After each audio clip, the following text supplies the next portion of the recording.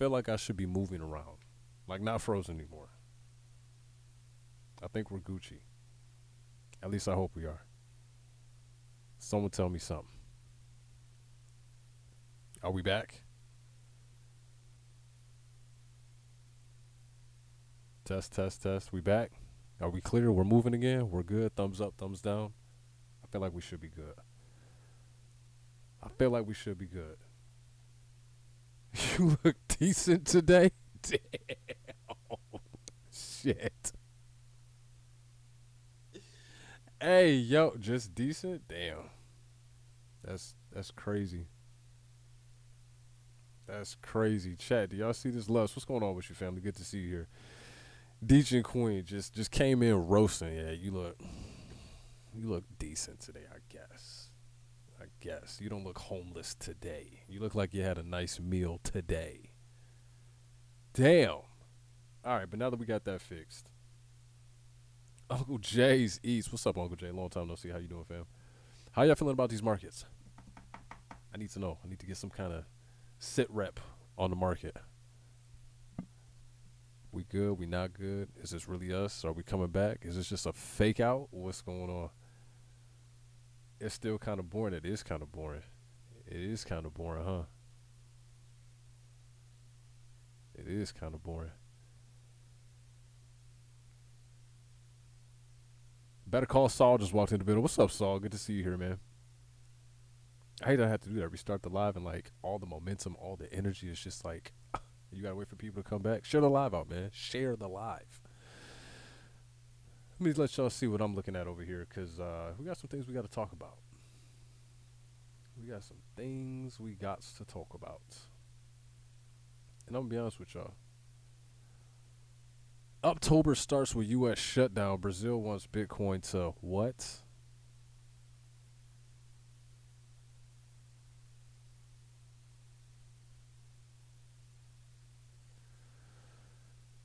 Brazil wants Bitcoin miners. What does Brazil got going on? I feel like this whole entire thing is like tied in geopolitical. You know, the United States has secretly got a little miniature skirmish going on with Brazil. We're attacking their boats. They're trying to bring over stuff to the U.S. border, stuff that we don't need. And so, like, we're deleting their boats permanently. And now they want Bitcoin miners. Sounds like to me someone's trying to evade U.S. sanctions. I remember having this conversation with people years ago. I said, yeah, man, you guys are going to be able to avoid sanctions with crypto. And they were like, no, you're not. The market cap's not big enough. Here we are, some $4 trillion later. Come on, man. So you says I'm here. That's all that matters. Facts. I mean, look, I got a. You might be onto something because I got some news I'm gonna drop on y'all, and I gotta be honest. I long contemplated this. Right. I was in Wadi's live earlier, and I was saying, you know, I see some things. I'm sorry. I was in Bullish Babe and Cosmics live earlier, and just kind of talking to some people through the chat. What's up, G-Ball? Good to see you here, fam. I was like, Station Queen, watch it. I see y'all. I was saying like, yeah, I see some things coming down the pipeline, and I think it's gonna throw a folks for a loop. And so the person I was talking to said, well, what are you seeing? I said, you know, honestly, I'm considered gatekeeping this information. Now I know what y'all gonna say. Glenn, bro, that's not like you. You can't gatekeep the information. Listen, with good reason why. Let me explain to y'all what happened to me today. I'm in Wadi's live earlier, right? Again, like I make my rounds. Appreciate you, T-Ball, with the heartbeat, man. Thank you so much, fam. Appreciate you. Yeah. Boss says, no, don't gatekeep. No, I'm gonna tell you why I was strongly considered gatekeeping. Maybe by the end of this live, I'll make up my mind. I don't know. So I'm in Wadi's live earlier, and we get to talking about a myriad of things, right? Evie Sleeps is in there, right? I'm like, damn, bro, long time no see. Where you been? He's like, I've been working on the stock side of things. I'm like, oh, that's cool. What you got cooking over there? He was like, yeah, we created an algorithm, and it's like 93% effective. I'm like, that's dope. I ain't hear nothing about it. Tell me more. So he goes on to talk about it, right? What did he say? He says something, and I was like, I might have said something to the tune of, no, that's what Wadi was like, give it to Glenn and like let him experiment with it and see what it does. Well, not a bad idea. I'm always down to try stuff, whatnot. And so Sleeps has said something like, what did he say? Sleeps made a reply to his comment. I was like, yeah, basically y'all gonna turn me into like a monster, a more of a monstrous trader, something like that. Or I was like, I am the indicator or something like that. And Sleeps' business partner was inside the chat, right? I'm not gonna put him on blast, but cool dude, man. There's a lot of crazy stuff in terms of like development work. He's actually working on core Bitcoin, right? The core protocol in Bitcoin many years ago. And he goes, well, it's actually funny you said that because when you go live, a lot of the stuff that you'll talk about, the trading thesis, we basically took that, built an algorithm around it, and it's 93% effective. I'm like, damn, y'all not gonna give a brother no publishing on that?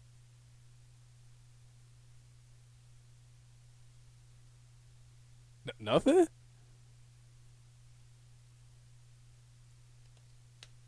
So a lot of times I put stuff out into the ecosystem because yes, I do want to help people, and that's cool. But like, again, y'all know my thing. Like, if you got it from Glenn, if it's a root, a seed, be like, yo, shout out to Glenn. Like, this came from him. Because whenever I cite other people's stuff, I'm like, yo, this came directly from such and such. Y'all have heard me say that. I'm really big on giving credit where credit is due. Okay. So to know that there's folks out there that are listening intently, like that's cool. That's the whole entire, you know, principle behind doing what we do. That and outside of like historical context. I think it's cool that someone's able to take the information I provide, build something around it, put it into the ethos, and so far off the sample size that they're using is kind of like netting around 93% accuracy, right? So imagine you take 10 trades and you only lose one. It's kind of crazy. But it's like, yo, let me know the check's in the mail. you know? Because a lot of this stuff I don't really have to do, man. I could keep a lot of this stuff close to the vest and just profit on it, right? But I want to see people make it, but still, like, let's give credit where credit is due. All right. So after hearing that and having this internal conversation where it's like, I see something coming down the pipeline that is going to shock a lot of people. And I'm like, well, what do I tell people about it? Because I'm gonna be honest with you, this is one of them trades. Like, if you get it right, you retire your bloodline, at least like the current and next generation. Depending on how big your extended family is, you might even be able to take care of the folks who came, like your mom and your pops. Like this is one of those trades, and I want to share it, but at the same time, having a conversation with Sleeps and the fact that these people were just very transparent about it, I can respect that, because what he told me, he's not wrong.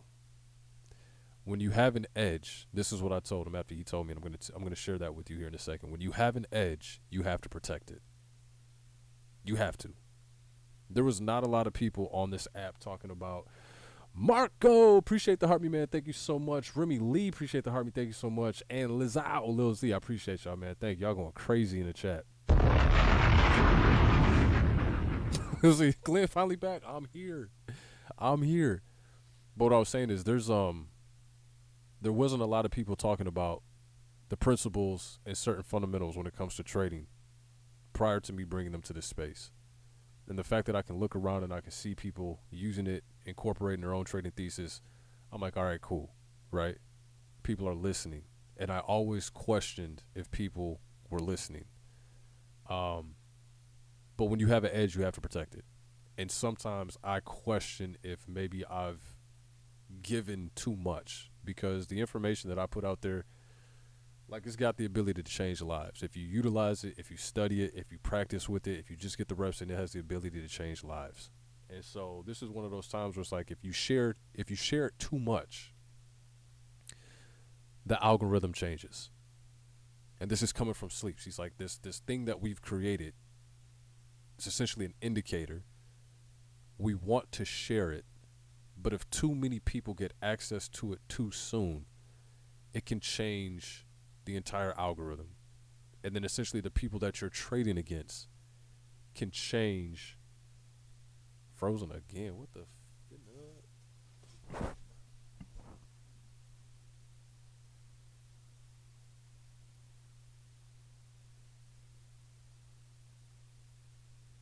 That's so weird.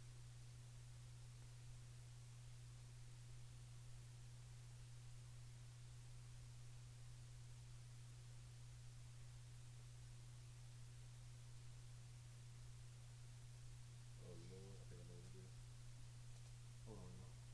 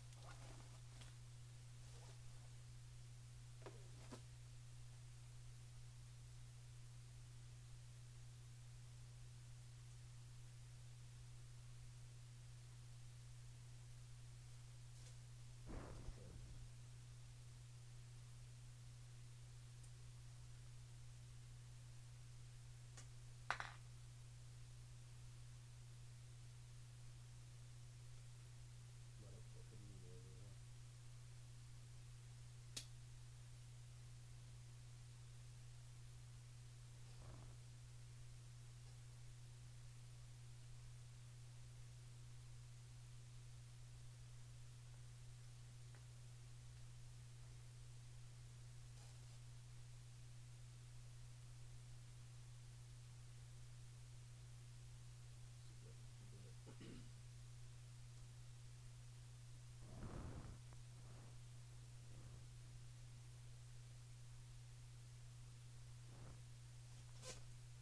Pluto, what's good, family?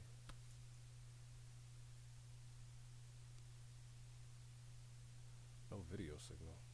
I don't want to have to restart this thing again. I ain't gonna lie to y'all. We might have to do this thing without video for a hot second.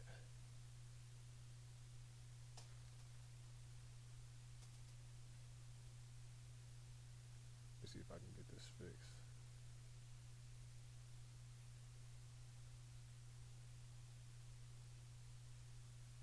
Let's try that.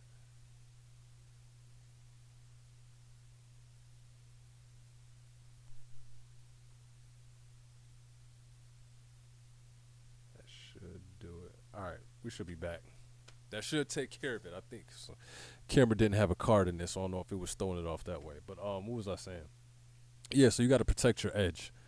And so if you share too much with somebody or a group of people, things change, right? You see that happening with like travel credit cards. Everyone started figuring out, oh, if you got American Express, you can get into lounges, and everybody got the American Express. And now all these lounges that are supposed to be somewhat exclusive is like an hour and 30 minutes, 45-minute wait, right? So sometimes if you share too much with people, things change. So when he said, hey, this is something that we want to make available to people, we still got to do more back testing. But really we want to bang it a few more times and make the real FU money before we make it available, which again I totally get. Excuse me, because when you go and you develop an edge, I mean, even though like it is my shit, um, you want to try to make as much money as possible. I totally get it. So that's why I question. I'm going back and forth if I want to share with y'all tonight what I'm seeing in these charts. I'm just gonna be transparent. I have given a lot to this space. This has the potential to be one of my finer moments. Y'all have heard me say that before, and when those things come to pass, it's like, damn, like Glenn, yo, you smoked that one. So, knowing me, I'll probably just put it out there again, just for historical context, because I like being able to provide information that no one is really talking about. So we'll see how the night goes. Question, Glenn, what's up, Lucy? No, no, go ahead.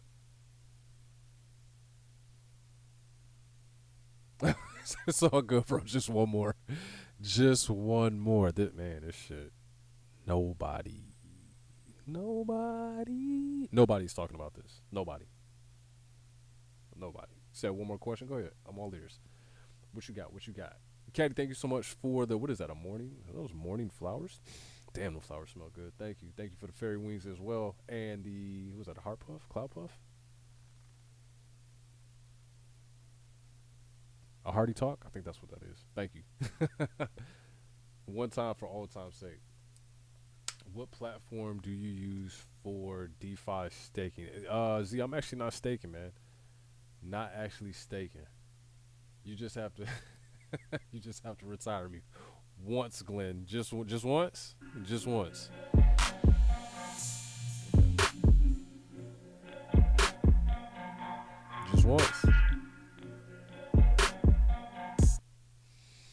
Y'all heard him just once. We'll see how the stream goes. We'll see. What are we at now? 3,000, almost 4,000 likes. Let's see if we can bump that up to like 15. I ain't gonna lie, I've given a lot. Y'all gonna have to work for this one. Maybe if we get to like 100K, 120K likes, and we gonna put it out there. It's a doozy, boy. It's a doozy. Calvin Hill type beat. What? Tell me you did not just say that.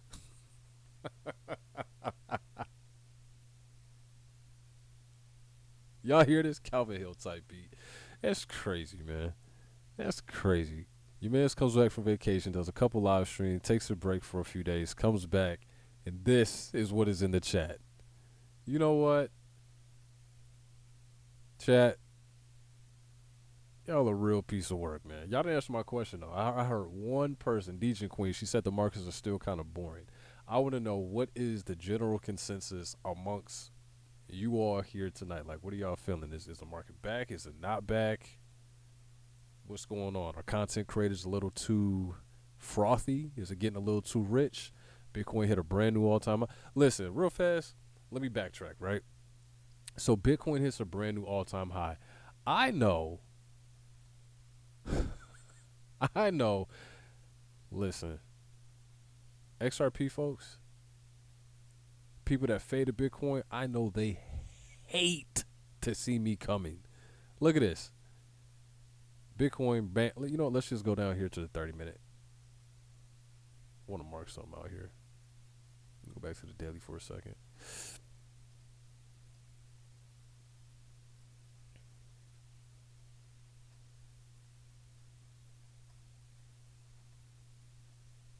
Yep, that was it.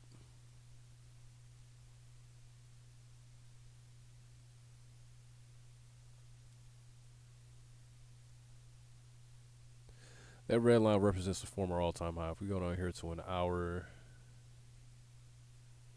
1, 2, 3, 4, 5, 6, 7, 8 all-time highs in like the last 24 hours. Depending on what chart you're looking at, right? Depending on what chart you're looking at. But in the span of 24 hours, we hit brand new price all-time highs 8 times yesterday. Is it back or is it just the dollar dime? It says Gamer Geary. I'm going to be honest with you, G. I'm going to be honest with you. I hear what people are saying when they're like, oh, well, you know, the dollar is really declining in value. I understand it. I just don't know if it's a fair metric to use because everything is priced in dollars, right? So, yeah, the argument, well, bananas aren't becoming more valuable. The value of the dollar is just able to buy you less, right?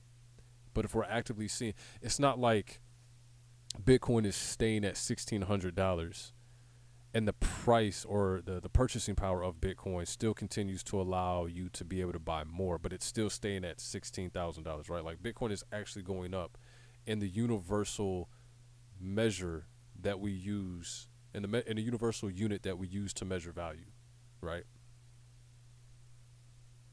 Because all things are affected by the price of a dollar. It's not like we like price some things in $1 and some things in corn, some things in goat, some things in gold, some things in cows. Like everything for the most part gets priced in $1. Thank you, DJ Ken. I appreciate that. Slay, hey now. Lemon, hey, Lim. Try one of them things in the chat one time for Lemon Poppy, man. I didn't even see that guy sneak up in here. Good to see you here. Yeah, definitely want to hit 120K. This one's gonna be a doozy. It's gonna be a doozy.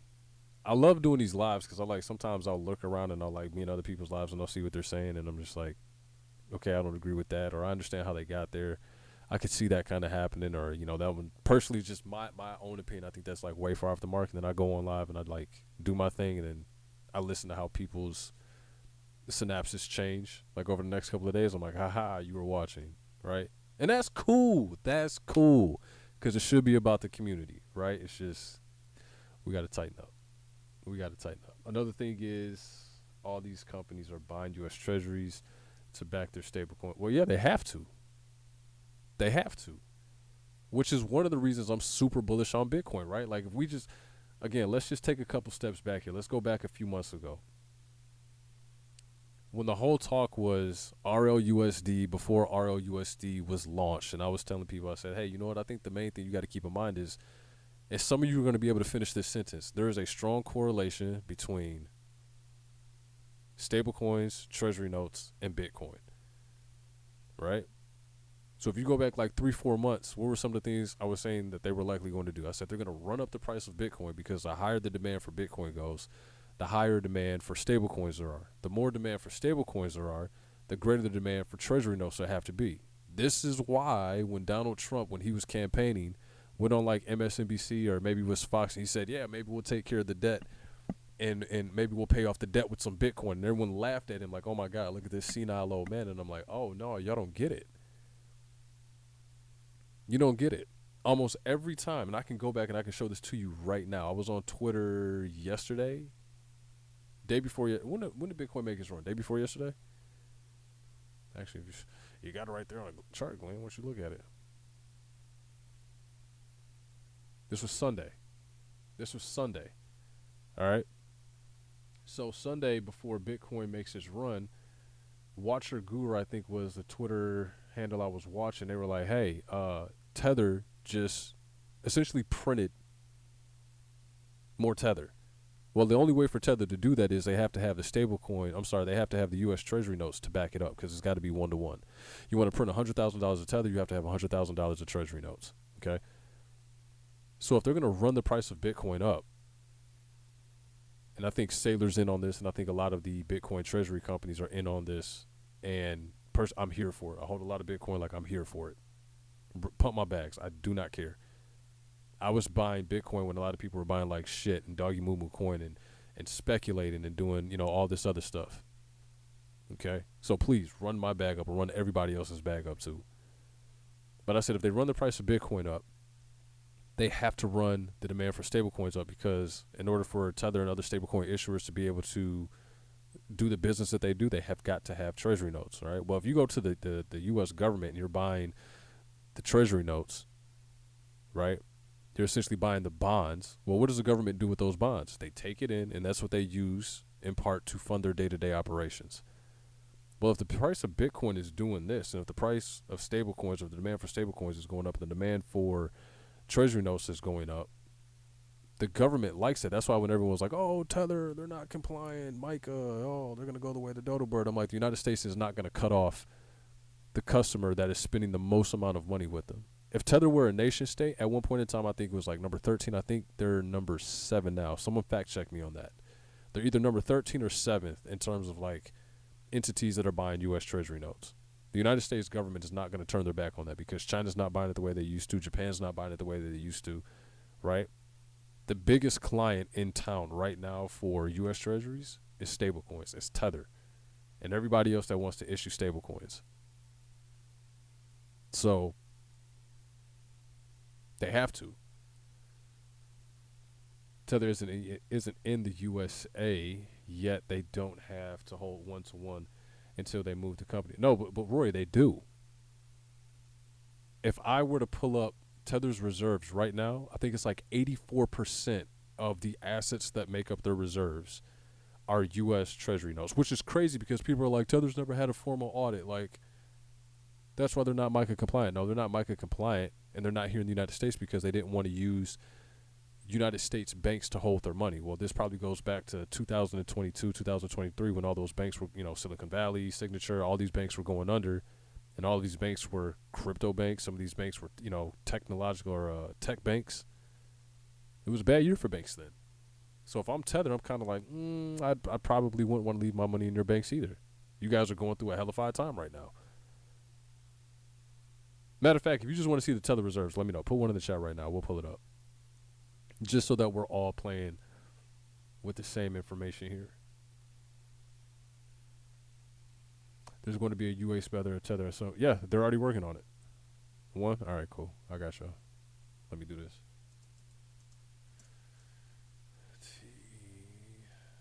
Uh-oh. My keyboard just died. Nope.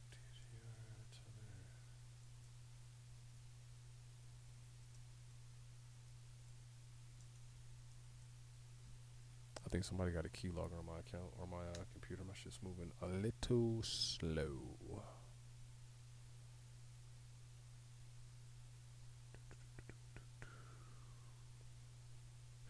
So these reports oftentimes are put out by BDO Italia. BDO Italia is like the number 4, right? Number 4 largest auditor. They're up there with like Deloitte, Accenture, and a couple others. See the most recent report that they have. This is June, July. Do they have July's? Okay, here you go. Y'all see that? Reserve breakdown of the last reserves report. Cash and cash equivalents, 81.2% U.S. Treasury bills. Damn. Told you, man. I might get on here and tell you a joke. I ain't gonna tell you a lie.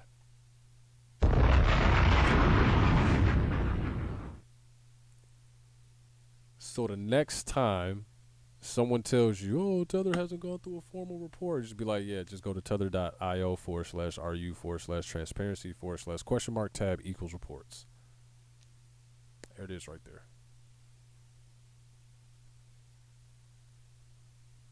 This is as of their latest report.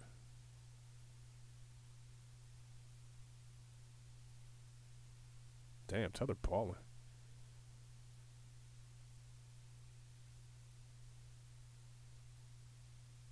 This is all the reserves on Aptos, Solana, Avalanche, Tron, Ethereum, so on. So you can actually scroll through it by blockchain.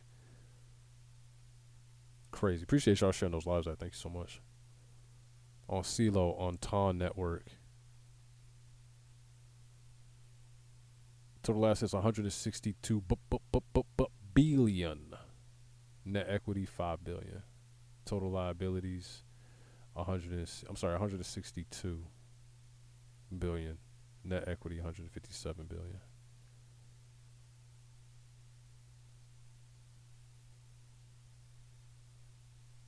What I used to do is I used to tell people, hey, find me a report from your favorite stablecoin, right? And let's compare how these report looks, because this is essentially what Tether's report looks like, right? Short, concise. I wonder if they have an executive summary at the end.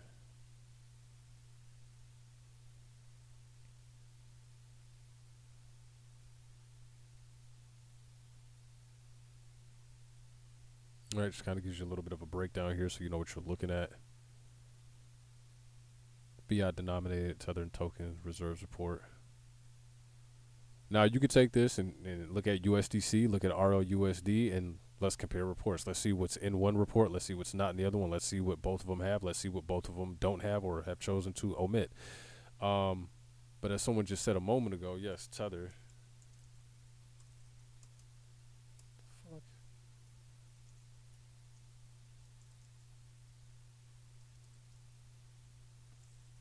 Tether's working on a US-based stablecoin. I think that came out back in, what is this, October? That probably came back in like July, I want to say.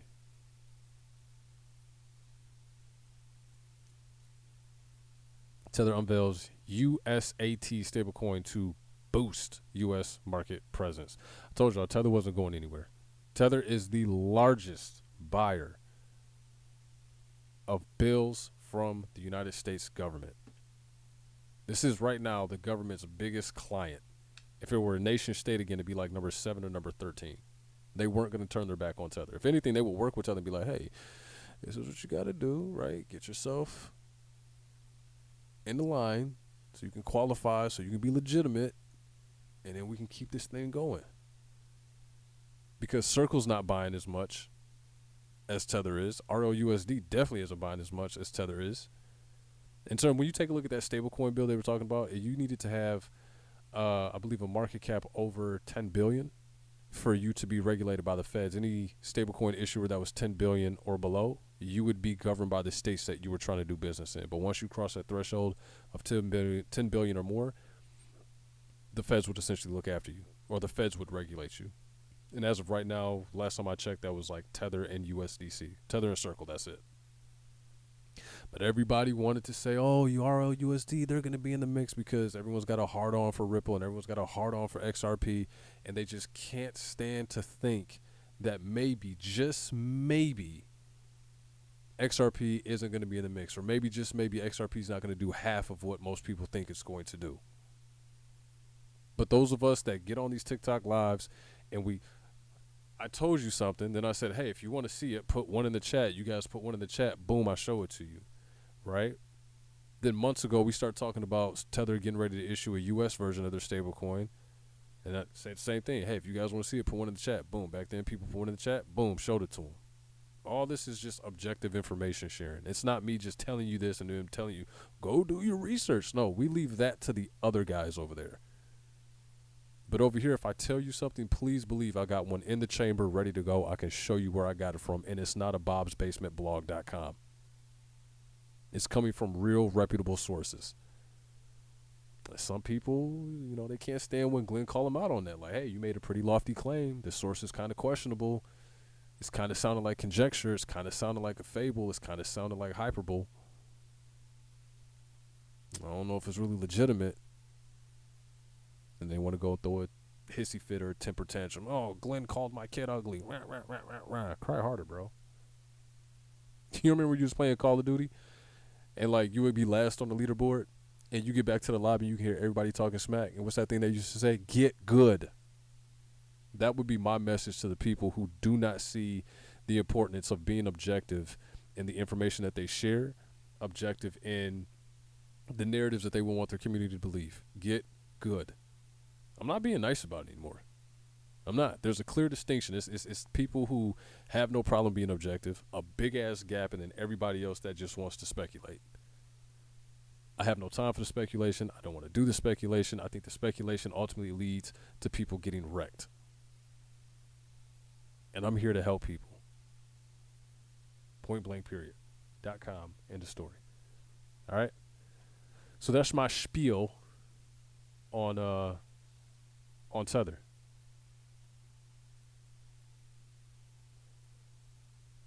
And I brought that up because, again, when Trump was saying, hey, maybe we'll use some Bitcoin to pay off the national deficit, everyone was like, ha, ha, ha, this guy's senile. I'm like, half of y'all can't see the damn forest through the trees. The man told you the plan right there. For whatever reason, you're like, nope, I don't, nope. I don't want to do it. I'm not going to buy Bitcoin. So when I said I know people hate to see Glenn coming, why? Because since 2017, when I came to this space, Bitcoin, Bitcoin, Bitcoin, Bitcoin.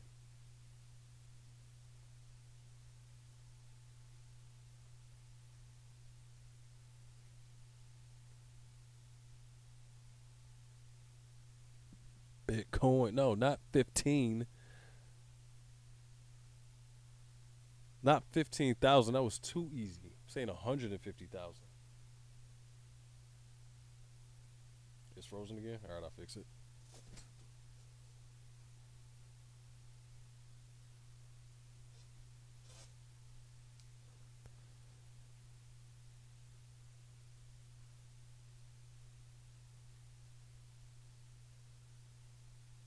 He said F5. Refresh it. Refresh.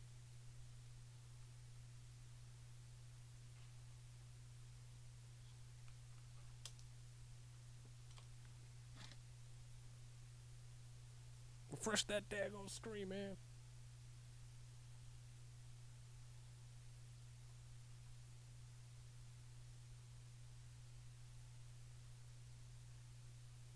So weird. I have no that's doing that. But it's borderline annoying. How was that? We in focus?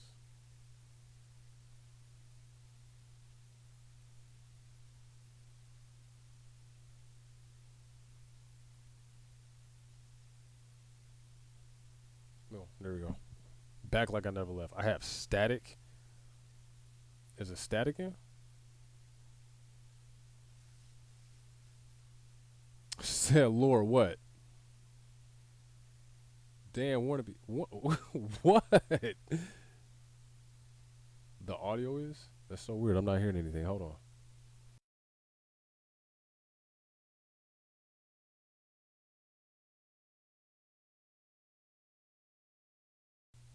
All right, did it go away? It's gone. Okay. I got Rice Krispie. I literally have. Y'all got to be getting like feedback from something. It's back now. All right, hold on.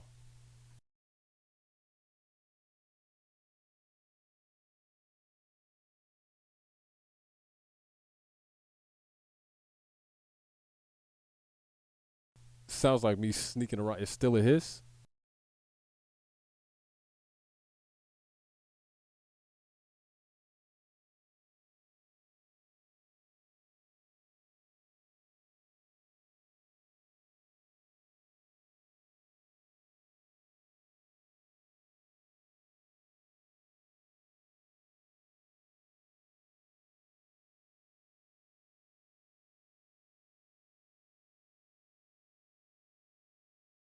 I think we should be good. Yeah.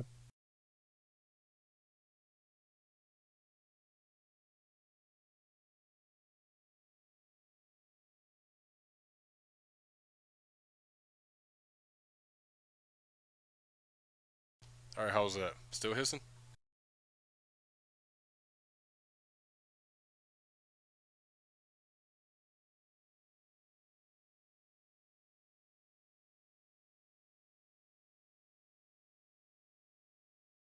It's a bit better. Is it like hissing at all?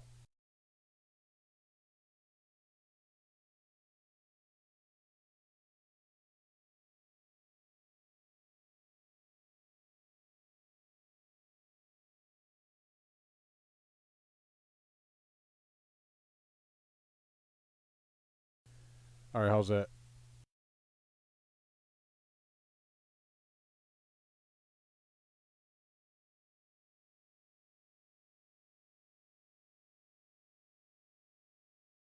I wonder if the gain on the mics is too high. Is that coming in lower?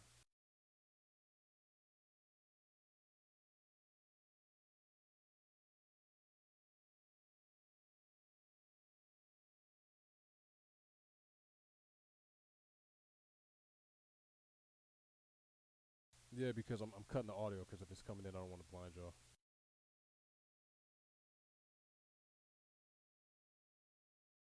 I mean, not blind y'all, but make it too loud.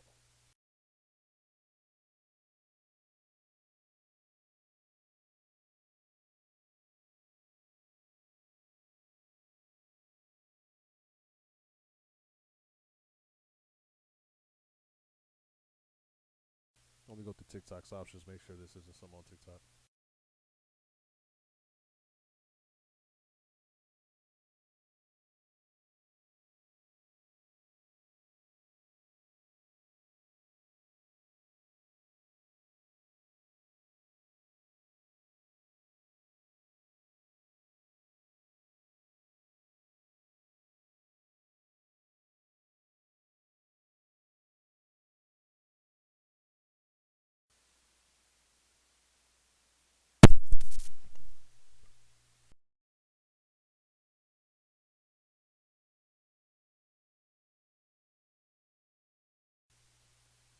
A pop, but what about a hiss?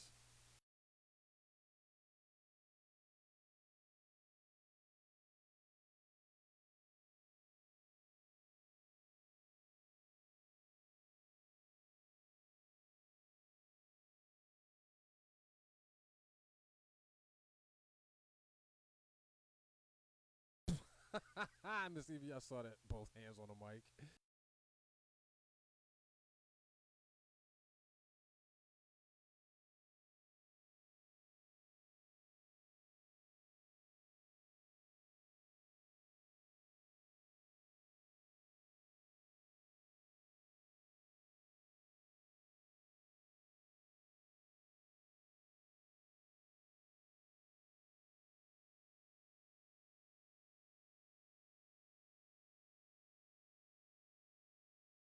Hey, yo.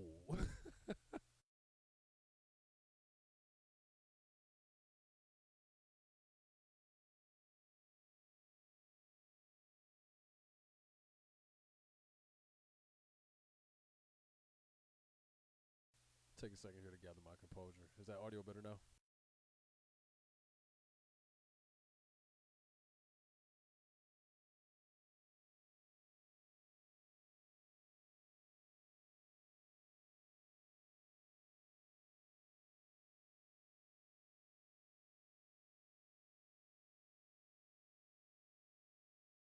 Or I can always try on this one. How's this one sound?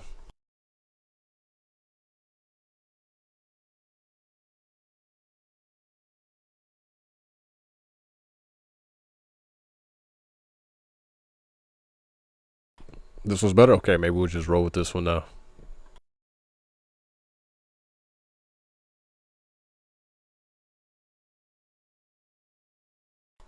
That was better? Okay, cool. Winner, chicken dinner. Here we go.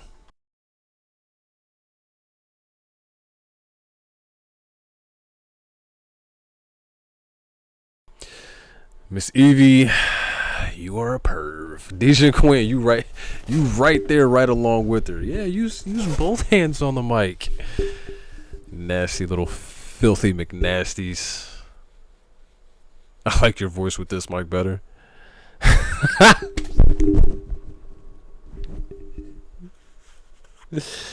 Hey, yo.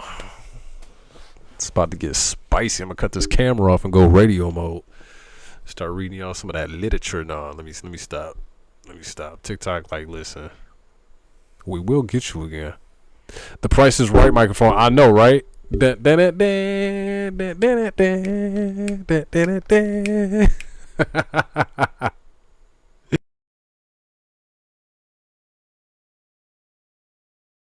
little filthy McNasties. All right.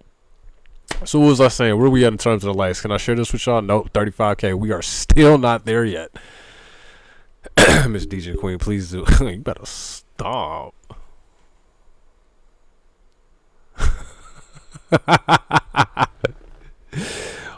We hit 35. 35. I went to public school, right? Like many of you, I'm sure. But 35 is not 150. Y'all gotta come with it tonight, right? Think about all those lives. I gave you trade setups, put you up on hardware, put you up on little workarounds. Tonight, you're gonna have to go to work for me. We trading places. Yeah, 150. Run it up. Run it up. Because ain't nobody talking about this. I ain't seen nobody talk about this. You ain't did I ain't did shit. Okay. Check it. No. 120. All right, cool. 120. Let me not get greedy. 120. Man's moving to go. Have I not earned it? Have I not earned it? Chat, are you not entertained? Y'all got me up here with the mic looking like fucking Keith Sweat. Damn. What was that about? What was what about? Oh, damn. Chat is moving fast. Hold on. Whoa there. Slow down. Slow down. We tried with 52 people. And you know what? Y'all are doing fantastic. I got faith in it. Y'all the faithful 51. I got faith in each and every one of y'all, right? DJ Queen said, listen. Listen. So you want everybody to give you 5,000 like a piece? C. While y'all working on that, is Polygon ever coming back? You know what, technically Web3, I'm gonna be completely honest with you, okay? Polygon is definitely reaching out to content creators to promote. It's true. It's true. You know who they haven't reached out to? Crypto Glenn. I don't know how you don't reach out to one of the most trusted voices on crypto TikTok. So you ask, is Polygon coming back? I'm going to say no. The rebrand that they went to, What I've always shared with you about rebrands. Rebrands are ways for projects to try to extract more liquidity from the community, without giving them anything of significant value. I've seen some content creators pushing Polygon. When I took a look at POL, I didn't necessarily see what they saw. It's a rebrand. To me, it's a poor excuse or a poor attempt to try to, get more funds from the community without being able to give them anything of real value, right? Like, I don't see what was wrong with Polygon cycle in 2021. It was fast. It scaled. You could have transactions get finalized on Ethereum. That was your security. And for a second there, they kind of caught lightning in the bottle. And I just think that maybe they didn't manage the money well. I get it. You've got to pay developers. You've got to come up with incentives to try to keep developers there. That was incredibly hard to do with things like not Polygon, but things like Sui popping off, Solana catching fire. I understand that, right? But sometimes you got to reach inside your own pockets and give something to the community. Polygon had an opportunity to do something fantastic, but they didn't. And if I'm being honest, there are a number of cryptocurrency, either blockchains or projects from 2021 that had the opportunity to do something really, really memorable, and they all shit the bucket. Bored Ape Yacht Clubs comes to mind. I'm in a short at all, yeah, guys. I don't personally think a short could hurt at the current juncture of time. Depends on what your timetable is. Personally, if it's me,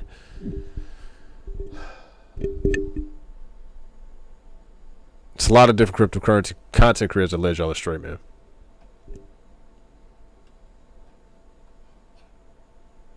I want to show y'all something real fast. Because I'll just be on Twitter dropping hints. If you're not following me on Twitter, make sure you do so. Twitter.com/CryptoGlenn.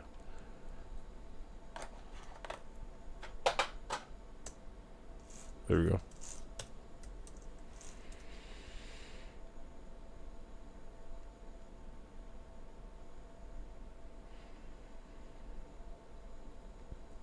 Oh, y'all gonna make me sign in? God damn, what the hell happened? I thought I was already signed in. This is Weak. Alright, y'all, hold on. Let me sign in my damn Twitter account. Something went wrong. Try again.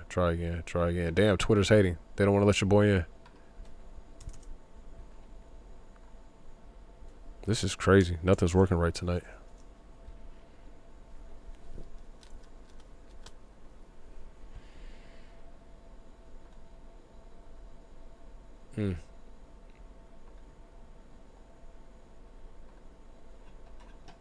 Let's try that.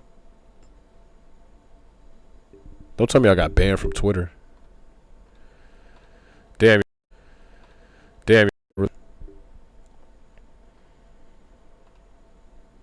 Chat, I might have got banned from Twitter. The fuck did I do?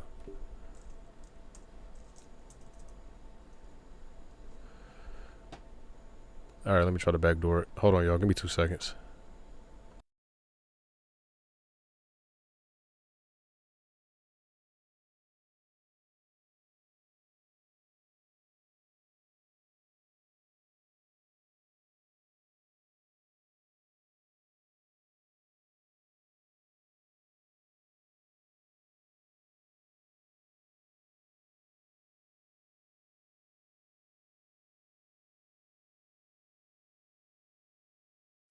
Sometimes you just gotta backdoor that thing, you know what I'm talking about?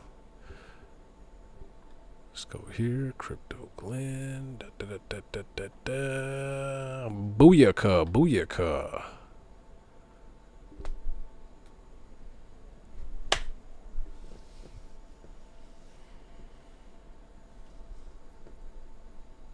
You're like, Glenn, what the hell are you showing me, bro? I want you to keep that in mind. Who wants to look at some charts and compare them? I know I'm all over the place, and I'm just kind of having fun with y'all tonight. 55K. Ooh, yo, we almost there. Come on now. Come on. You can do it. Almost halfway. You can do it. Let's chart. Cool. Let's chart. While y'all rack up them likes, I'm going to do some charting.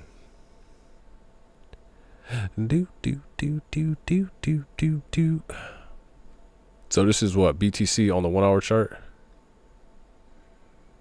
See something real quick. Zoom out to the 4 hour.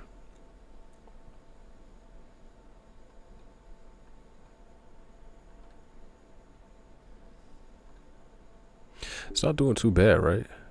Started moving up here. What do we always talk about? Yo, price starts to get away from that 20s. Got to come back. Distance between price and that moving average is called what? Extension. Bro, I tell people left, I'm not worried about it. Because what I'm about to share with y'all, big man, let me explain something to you, bro. I have always told people a long time view my content is like, you know, when you play a game and you go off the main mission, you just go like scourging through the forest and there's like a little treasure chest that's glowing. That's my content. I don't really be up here doing a whole lot for the theatrics, right? So if 5 people wanted to stay in here, guess what? Those 5 people are going to get some alpha. In the last 1.5 months, 1.5 months, the alpha that I've shared with my community personally has netted me over about $200,000. In fact, what I'm going to share with people, I'd rather there be less people on here, because what did I say earlier? When you share too much with people and it gets into the ethos and too many people start to know about it, things change. Things change. So what I'm about to share with you, I don't care if it's 6 people here. Guess what? Those 6 people are going to benefit. So maybe I'll stall a little while longer and have some more people drop off the live. But all that means is the diehards, the ones that really want to know what's going on. Oh my God, look at that. Bitcoin is slipping. Well, I tell you, it's got to come back to that 20. It's getting a little frothy. Meteor shower tonight? Oh, you ain't seen shit yet. I'm bored already. Well, take your ass to sleep then, Miss Evie. I know you just giving me a hard time. Just keep freezing and they eat themselves. Nah, for real though. For real though. I'm waiting on y'all. Listen, the faster y'all type, the faster I can get to saying what I want to say. Isn't that why we're all here anyway?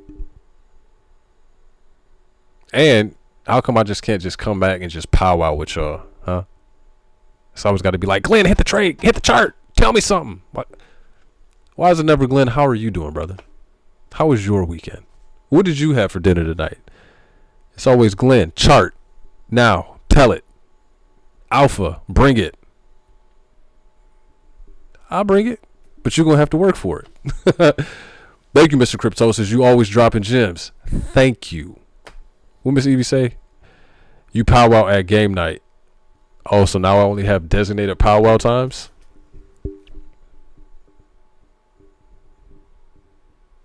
You made 200K. You good, bro? I want more. That's not saying we did in the last year. That's just in the last month and a half. I want more.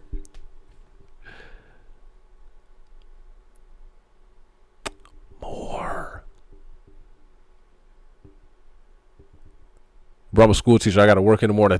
You better get to tapping faster than woke. You better get to tapping faster now, but what I'm about to share with you tonight, and I mean this, I'm waiting for confirmation on it, but if I'm right about this, I mean, I guess I just kind of made up my mind to share that with y'all, didn't I? If I'm right about this and confirmation plays out, you'll never have to step foot in that school again. Damn, Glenn, that's a bold claim. I know. Just spill. Oh my fucking God. No. You're going to have to work for this one. No. This ain't one of them times where you come to the live, tickle the balls, and then run. No, you're going to have to work for this one. God damn it. You talking just like Calvin. Well, maybe that was the inspiration for the night. Someone say, let him cook. Oh, shit. How many likes? 120,000. It's gonna be a doozy, man. Somebody say, "Oh shit." I'm putting to work, Gary. I know you are. I'm talking about Miss Evie. I'm talking about DJ Queen. You know the troublemakers. Pick up the balls. Pause. No, they want to tickle the balls and run. Right? You ever seen that young thing? That old dude that got a little mung young. He get with a little young thing and all she just figure, I just got to tickle the balls and I'm going to get some money. Nah, you going to have to work for it tonight. You going to have to work for it. Any other night, I come in here and just be like, boom, let me get y'all what y'all want. There's only one copycat here. If Bitcoin hits 130, I'll come out. I'll come out to my parents. Oh my God. You should be afraid. You should not be afraid to do that regardless. And if they got any problems with it, you let me know. And I'll put you in an apartment. You be fine. Don't worry about it. They're not going to kick you out. And I'm not even gay. Oh, shit, never mind. We good then. You good? Yeah, you straight. Literally and figuratively. Oh. That's funny. Pay attention. Who's paying attention? Excuse me. Damn, I didn't mean to cough on y'all. My bad.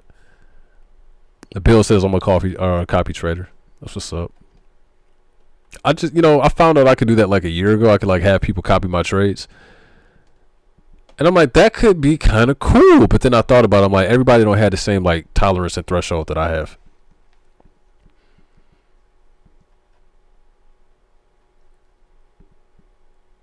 No Diddy twice. Calvin needs to call you out later on my live. What you mean? Like, let's be honest. Y'all realize I might be the best analyst on TikTok, right? Might be the best analyst on the internet, period.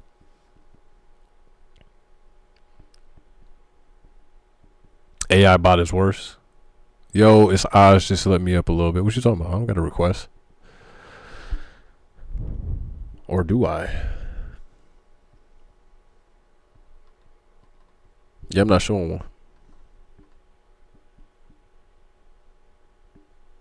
I just lied that fast. I just lied that fast. Yo, what up, brother? What up, though? What's cooking, bro? On the internet, period. Yes, Mooney. Yes. I can't call him, man. Just waiting on chat to run these likes up. Oh my God, look at Bitcoin sliding. Hey, you think this is the top for Bitcoin? The last retest at 125?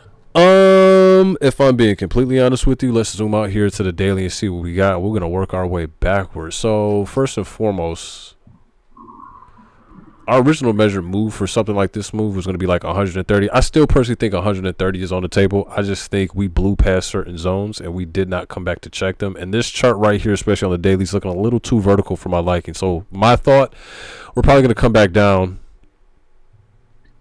Maybe 116. Feel that fair value gap? A couple of them that are down there, yeah. I'm not going to lie to y'all, man. I'm still a little... Again, I think it's cool that someone used like the things that I'm sharing and like put an algorithm behind it and started trading with it. But it's like, hit me up in the DM, man. Like, hey, bro, like what you're doing. Let's work together. Let's do something. They just gonna take it and just create something. It's cool, but it's cool, but it's kind of rubbing me a little bit. I'm not gonna lie. Bro, yeah. I So got a theory. Go ahead. I got a theory. You're not gonna like it. So. I might be wrong, man, about this whole cycle. I think this could be confirmation of a super cycle. Pray tell. So, generally, by October, November, Bitcoin's lost dominance. And, we're going into alt season. And this is new. This is new information. This is a new era for fucking Bitcoin, bro. So like I'm wondering, like maybe I was wrong about all of it, and I'm like, are we gonna see 250K? Define super cycle. Well, super cycle would basically indicate we should have done what we did last year in November this year. So super cycle would be like we've got another year of bull run. But I mean, what asset specifically? I mean, I would say I'm calling it the simul cycle or the unicycle. Everything is running together with Bitcoin simultaneously. Bitcoin won't lose dominance, and alts will run along with it. Chat, we are at 98K. Y'all are almost there. So I'll say this. In 2023, maybe at the earliest 2022, There were times where I would get on TikTok Live and I would tell people we need to get very comfortable with the idea that one day you will wake up and Bitcoin is going to run away from the rest of the market. And what I meant by that was Bitcoin would be the only one that would start to rise significantly, and everything else would kind of just like be very lackluster in its performance, kind of like now. And ultimately what would happen was, as Bitcoin starts to move, you could have a cascading event in alts because no one wants to be the last person out the door, right? So as Bitcoin starts to move, you'll start to see alts bleed against Bitcoin, and then you have what's known as like hyper Bitcoinization, where Bitcoin goes on to reassert its dominance, not necessarily like in the BTC dominance in the chart, because that is what it is. Like we're damn near borderline at 60. As you were saying, Bitcoin normally needs to come down to 46, 47 before you can technically enter into what most will call an alt season. We haven't had it yet. There's a library of information as to, you know, why I personally think that is. You got the ETFs, retail still being broke, the market clearly displaying that it's got an appetite for Bitcoin and literally few other coins that are out there. So yes, I think hyper Bitcoinization could happen. I think it's probably going to happen sooner than most of us realize, and I think it's going to be a very sobering reality when most people realize they're like, oh, I spent a lot of time buying alts, trying to play the game where I'll just buy alts, and then when alts start to pump, I'll sell them off into Bitcoin. Rico was someone who would always say that, and I would often tell him, like, you may not get the opportunity to. You may not get the opportunity to be in alts, sell them against Bitcoin, and acquire more Bitcoin. And you start to see that happen if Bitcoin is the only thing that starts to run. That's where I'm at in this cycle. Is I've been front running alts, trying to cycle it back into Bitcoin when it drops and loses dominance, and it doesn't seem like that's happening. So I'm starting to, because I've been the guy that's on here that's saying like, nah, there's no super cycle. It's the same bullshit. We've heard that every fucking cycle, right? This time is different. But now where we're at today, I woke up this morning and I was like, shit, this time might be different. I don't think it'll be different per se. I think something like this was always going to be in the cards, right? I think what happened was a lot of people just always faded Bitcoin because there was implicit price bias, and that led them to say, well, my money is going to go farther elsewhere. But if you're looking at what the market is telling you, the market is really only saying we want Bitcoin and a handful others. So why there are people who are wasting their time, effort, and energy and money on other stuff is beyond me, right? And the thing that I will also add to that is, like, when I hear people say, like, we're going to have a super cycle, what people are ultimately saying is they think that alts are going to continuously run into 26 or 2027. I just don't see that happening. I feel like we're in an environment right now where everyone wants to come out with the hot creative narrative, the hot take, the shock and awe value, and be like, oh, well, the 4-year cycle hasn't validated itself. And I'm like, well, if you're paying attention, the 4-year cycle now is exactly where it was at in 21, is exactly where it was at in 2017, 2018. Well, 2017. Next year will be 2018. Next year will be 2022. Next year will be 2026. Now, if you go through 2026 and the market doesn't have a catastrophic fall off, okay, then maybe we can start to take a look at quote unquote things being different. Ultimately, I think the institutions are going to protect their downside with Bitcoin. I don't think they look at it. Let me take a step back.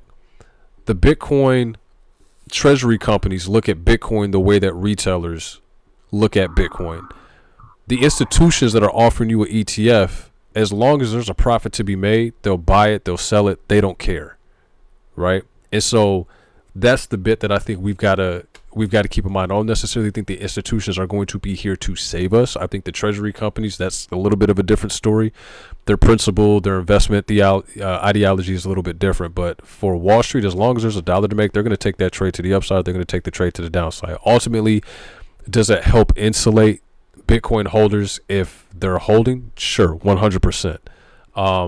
But I would tell people, if that was not in your fundamental analysis of why you would buy Bitcoin, try not to get too hung up on the fact that institutions are here, because once you start to rely too much on the institutions, they kind of got you by the balls. If they decide to sell, your whole entire investment thesis is down the Johnny Flusher. But if they decide to hold, then it's like, we're good. I don't think you should give that much power to anybody else. It helps us, but I don't think it necessarily makes the case. But it does help us one way or the other, though. Like we we would be good. We need the institutions. We were never going to get to where we are without them. Your neighbor isn't walking around with $124,324 to buy your Bitcoin like the institutions are. We need them, but if a few of them decide that they want to take the opposite trade against us, like, we'll still be okay. As long as the entire sector doesn't do it, we'll be fine. Yeah, I think as long as things keep going the way they're going, Bitcoin's going to be okay. But the moment institutions start backing away from Bitcoin, it'll crash like it always has. But it doesn't seem like that's what they're doing. And the difference is now, we have layer 2 technology, which gives Bitcoin utility. Yep. Right. And so we've got Bitcoin coming to Cardano, and you're going to actually have self-custody of your Bitcoin and be able to stake it on Cardano. That's huge. Like, we never could have anticipated that years ago, that there would be these new technologies. So that kind of changes the whole game. Everything is completely different now. Whereas, like, I used to see Bitcoin as like a meme coin. Yeah, I held Bitcoin and I knew it would do this and it would do that. But I'm starting to look at it as like, man, like, everything's changing, bro. Everything's changing. I think when you take a step back, you look at Bitcoin from 30,000 feet up, you can probably see a pathway where Bitcoin starts to slowly absorb everything else. And because we kind of hit that metric, I just want to share something with chat right now, right? And so in order for us to really look at this properly, we need to look at a comparatism chart here. And the chart that I just kind of want to put up is Bitcoin dominance and Tether dominance. Okay. And what do you start to see here? You start to see when the Bitcoin dominance actually starts to go up, the market cap or Tether dominance starts to drop. Okay. By that same token, when Tether's dominance starts to go up, Bitcoin and the altcoins alike start to go down. So if you really want to see where the market is going, and I've said this a number of times, pay attention to Tether's dominance. Okay. Things start to get really interesting when you say, all right, well, let's do this. Let's pay attention to where am I at? The total 3.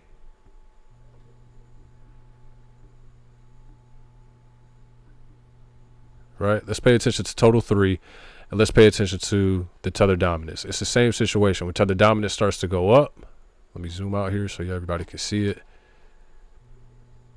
When Tether dominance starts to go up, right, you see us going up here, the total 3 market cap is going down. All right. The market cap, or the total dominance, I'm sorry, not the market cap, but the total dominance for Tether is getting ready to run into a block of support here. Now, I've just shown you that when Tether's dominance starts to go up, Bitcoin can start to go down. Altcoins, they take a shit. All right. I'll illustrate it again. Here you have it going up, right? So here it was going up, and there it was going down. Everybody see that? We're going up here on the right. We're going down there on the left. Okay. Why is that interesting? It's interesting because right now, if you listen to what everybody is saying, everyone that gets on TikTok and they hold one of these things in their hand and they're like, oh, the market's back. Everything's fantastic. Woo, it's the start of alt season. Mind you, they've been calling for the start of alt season since January of this year. And they've been wrong every single step of the way. Okay. Let me go ahead and get rid of this one for a second. Brother. Again, I think if you're looking at this with sober eyes, you're probably trading more than you're saying, hey, let me just buy on spot and hold. And I'm going to show you, we may be getting ready to run into a reality where people are going to be taking surprised. People are going to be taken aback by this, okay? If you were to look on this chart here, you'd be like, okay, we got highs, we got lows, we got higher highs, we got higher lows. This is great. Everything is fantastic, okay? This is on a higher time frame. Bearish. You know, the pattern's bearish. The pattern is very bearish, right? Step back from the ascending channel, right? You're not wrong, but now we need to try to find, is there a monster lurking in the background that none of us can see, right? And so when I was on this chart, I got back from Italy, I don't know, like a week and a half ago, 2 weeks ago at this point, I don't know. I jump on Total 3 and I'm like, I'm doing my thing and I'm doing my doodles and I'm doing my charts, and I said, you know, I don't really think I like the way that looks. So I'm going to turn on these doodle here. I need everybody to see this. Now, you haven't heard a whole lot of people talk about this because a whole lot of people just aren't far enough in their trading journey where they may have ever encountered something like this before. And it's not a knock against them. It's like you don't know what you don't know. But this is one of the reasons why I always encourage people to really, you know, you need to ask yourself, what don't I know about this space? Okay? Because while you have higher highs and higher lows, and this can look bullish, when you zoom out and you go onto the higher time frames, you will notice that this is a bearish harmonic pattern. Yeah, it's almost like a double top. It's almost like a double top. This is known as a bat pattern, a bearish harmonic pattern. Okay. Now, when you run fibs, well, when you run the fibs on this, okay, it'll say like, okay, well, X to A is one of the longest legs. A runs up to B. When C comes down, it can't pass A, otherwise it invalidates itself. Well, check that box. Next, when you start to move up to D leg, the thing that you need to be paying attention to is that this area here does not get broken out of. And what I think is increasingly funny is when I go back to my Twitter right here, right, we're at what, 1.13? So when I ask people, I say, yo, guess the next move. Can y'all see that? Guess the next move. And I've been paying attention to this thing for a few days. And we come back over here and I'm like, as long as this upper band right here, we don't go from resistance, try to flip this to support and then push off, I think it's kind of telling. When you zoom out, you start to notice that this whole entire area has acted as a bit of resistance before in the past. Let me close that out.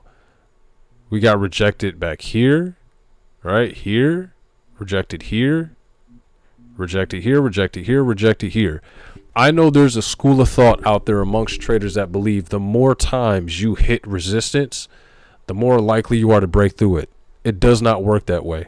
The more times you run against an area of resistance and you don't break through it and try to flip it from resistance to support, come back, check, and then push back off, you're actually going to run towards the downside. Same thing as support. The more times you tap support and you don't bounce off of it, you're actually going to break through support and you're going to flip it from support to resistance. And that's one of the things I wish people would really stop getting mixed up whenever they, you know, they're talking about trading, because they're implanting the wrong seeds in people's minds. Okay. Why is that important? So we know we've got an area that we need to be paying attention to here, right? If this, what do we have here? This is 20 hours. Okay, now assuming that nothing miraculous happens tomorrow, we pumped over the weekend, we pumped on Monday. Weekend pumps can be a little iffy. Pumps on Monday can be a little bit of a fake out. I think really what we need to be looking at is Tuesday and Wednesday. That's going to give us a better indication of what we're looking for. If you notice that this pattern or this chart is going up, this has a potential to close on a doji. While a doji does not mean absolute reversal, it does tell you that the pattern, the trend could be running. It's 50-50. The pattern could be running out of steam. Okay. Now I haven't placed a RSI on this. I haven't looked at anything. I'm simply looking at the actual chart structure, which is what I always preach to people. Learn how to look at the chart structure first, and then confirm that with your indicators, which is something else I'm hearing other content creators say, which is like, cool, people are listening, they're learning. Let's keep, you know, pushing out good stuff to our communities. Now I need to find some confluence, right? So what did I tell people to do a second ago? I said you need to look at tether dominance, right? Why is that important? Because when tether dominance goes up, the rest of the market starts to come back down. And it's down. It's down, but what's important here is like, this is something I don't even know when I charted. This like goes back to like August. So this is like a month and a half, 2 months old. I said, okay, downward channel here. These normally break to the upside. If we do get a breakout, which we did, break, retest, fell back under, broke it, pushed up. Now we're coming back here to what? Retest what once was resistance as support. If this closes as a doji, it's probably telling us, the next, the trend is potentially running out of steam, and we could be getting ready to go back here to the upside. So this is what I'm paying attention to. I want to see how this region here reacts to support, because if this was the breakout and the retest and now we start to push back up, what does that tell us? Let's go back here to our total 3. That tells us that our total 3, it's on the daily, right? This is on the daily, so on a higher time frame. That's telling us that our total 3 is probably going to get ready to roll over. Now, the thing about a bearish harmonic pattern is when you get to D, the measured move is normally down at leg C. So if you're at 1.7 trillion on altcoins, you're getting ready possibly to go back down to 751 billion total market cap on altcoins. But tell me again how it again is the start of the alt season. That's the Nobody problem, else. Everything's running with Bitcoin and bleeding with it as well. So, if Bitcoin bleeds and alts bleed with it, like, do alts really actually run up? And with the liquidity more spread out with more alts, do they actually run like we've seen in the past? No, they don't, because there's not enough liquidity to flow through all 20 million some odd altcoins. So the market is going to make people pick and choose. And it's like I've said this for months now. You have got to be methodical about this, right? We are not in an environment where technically altcoins should be running the same way that they've ran before historically. And when I look around, people are trying to pin every this is going to cause altcoins to run. We're not there yet. We are not in a risk-on environment. Gold continuously hits brand new all-time highs. Gold is probably one of the most conservative assets you can invest in as an investor. And as long as gold is hitting brand new all-time highs, risk-on assets are not getting their opportunity to shine. So just like on the tether dominance, I gave people that region that I was looking at, on this zone here on the total 3, which is everything outside of Bitcoin and Ethereum, I'm closely watching this. I want to see if we get a rejection from this zone, and if we fall, if we crush through support here, we run into resistance, hit support, and if we lose support, that's what I'm paying attention to. I want to see if that's going to happen. That would act as my confirmation. And the fact that we are almost at the tail end of this pattern, this tells me this is the area that we need to be looking at. Could it get stretched out on us, crab, go sideways a little more? Sure. But we're getting to that point where it's got to make a decision. Looking at that little end section on the daily right there, that's classic formation of a double top in the making. Yeah, right here and here. Yeah. Back down. Yeah. So that would send it to break through the pattern and then send it down even further to fulfill the pattern. Quite possibly, yeah. Wedge. Yeah, so, I mean, that definitely does look bearish. Tuck your nuts! Yeah, bro. I feel it.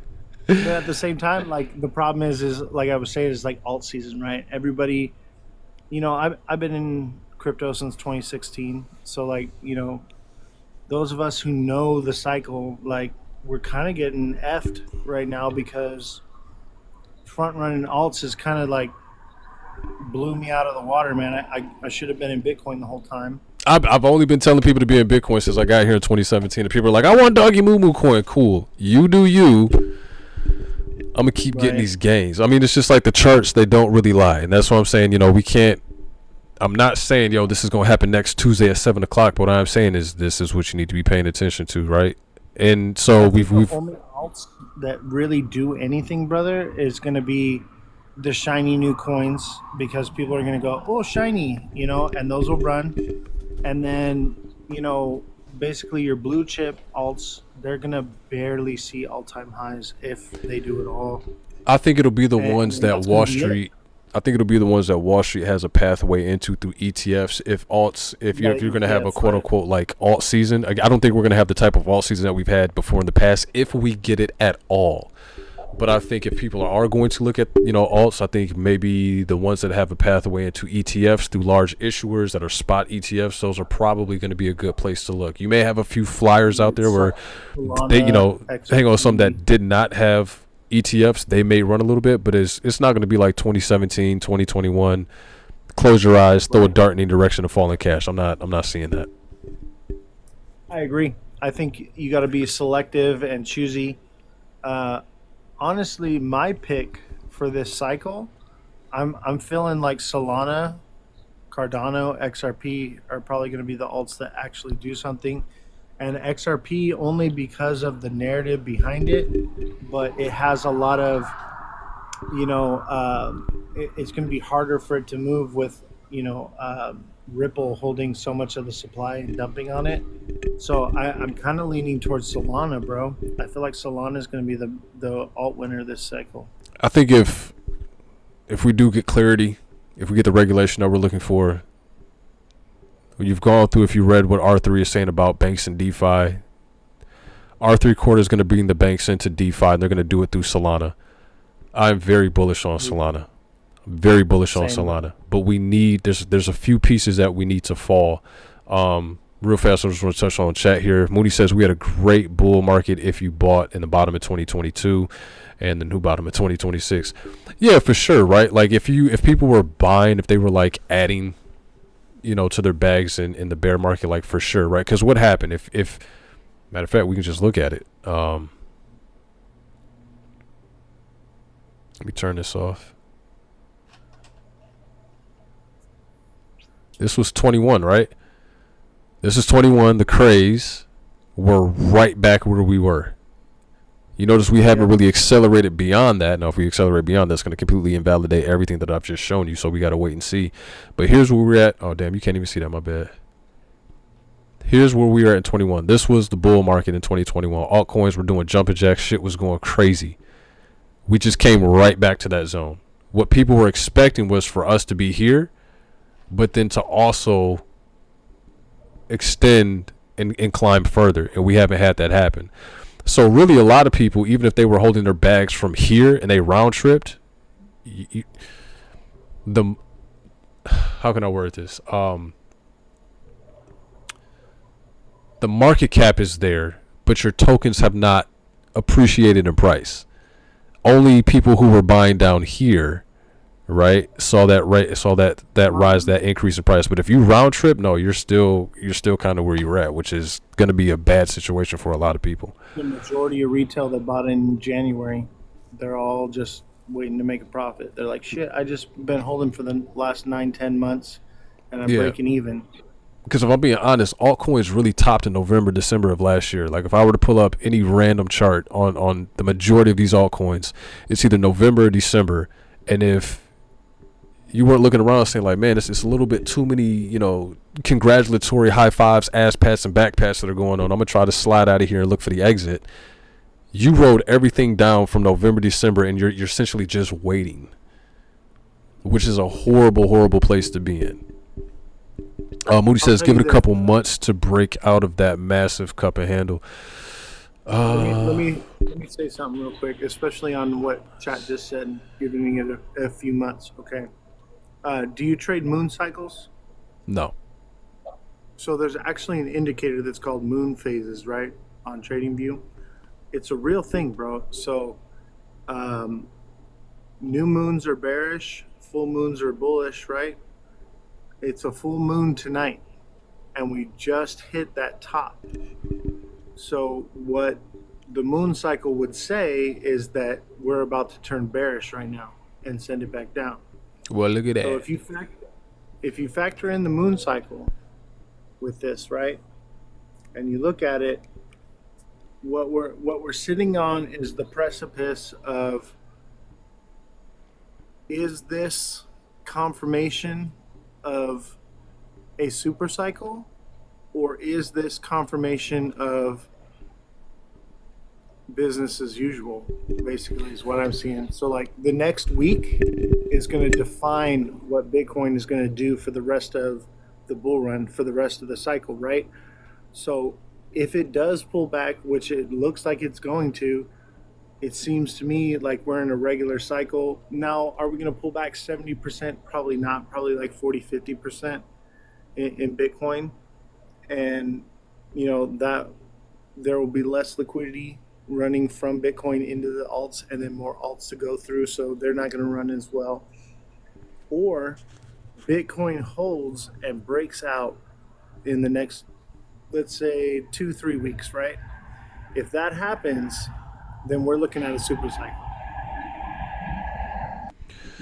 Yeah, I don't even know if we got the liquidity there to again, when I say super cycle, what I'm looking at is like things just get together and they just start running crazy for a elongated duration of what they're supposed to run for. I don't know if we got the liquidity to make that happen.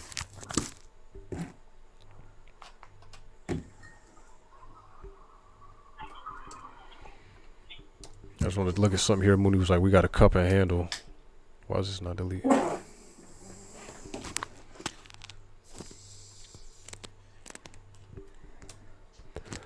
Says we got a cup and handle on. Maybe they fat fingered that. Says we got a cup and handle on total 3.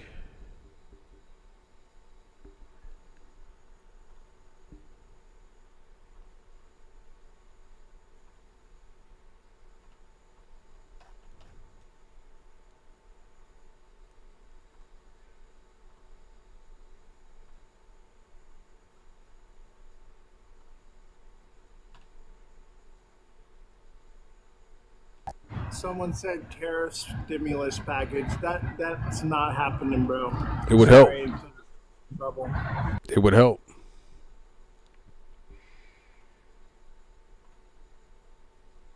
It would help. That would satisfy my thesis of, okay, retail needed some capital infusion. And I mean, even if that happens, that cup of handle, I mean, what does that go, like 1.8, almost 2 trillion? It's another, what, 700 billion? There's got to be a catalyst for that happening, though. The other problem is, I think that you have here. Actually, it's a little early for that. Because we just started October. This volume here is going to have to pick up. Because if you got price going up and volume's tapering off, nobody wants to see that. But admittedly, it is early in the month. Chat says, where's the liquidity coming in from the stock market institutions? That would be ETFs. And I mean, you're going to see, the coins that are getting ETFs, Ethereum, Solana, XRP. Who else is in there? Anyway, those are the ones you're going to see that are going to run because they're going to have that ETF money. But with that also comes shorts, right? So you're going to see more stability in the market and less volatility. You know what something like about this cup and handle? As it goes up, these candles are getting smaller. That cup and handle's played out, bro. I mean, it hasn't technically hit the measure move yet, right? That measure move is probably going to be somewhere just under 2 trillion, being conservative. I just don't like the structure of the candles. Now, that could be me just being, like, picky, Again, I'll be objective, I'll admit that. But if this is a move going up, I like these candles to be going up in their strength as well, going up in, like, the full bodiness of them all. Like, this one here almost flipped bearish. This one here is damn near a doji.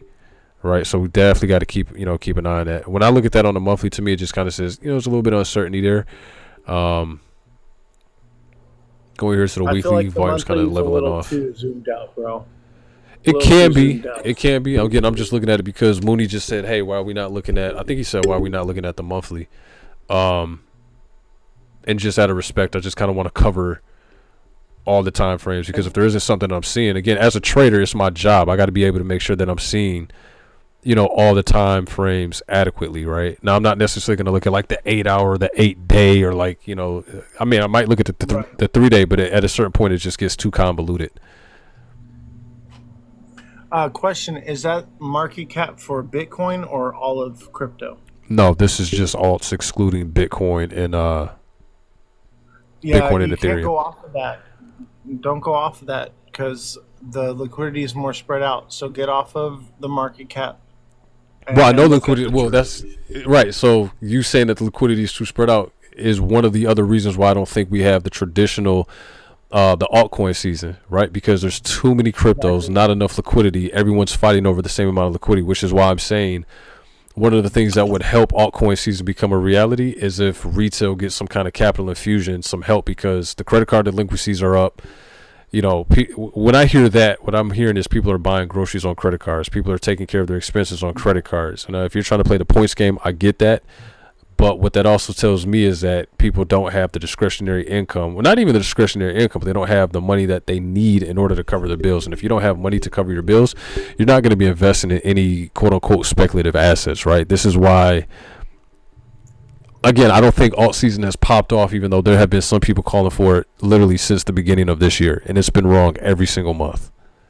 So I want to try to find, like, I have my thesis, and I want to try to find what are some additional thesis that I could use that maybe poke holes in my original thesis, and everywhere I look, I'm simply not seeing it. I think you're 100% right. And, you can listen to the idiot box and it'll tell you, oh, yeah, everything's great. Gas is down. Prices at the grocery store are cheaper than ever, but it's all lie. It's all fake numbers.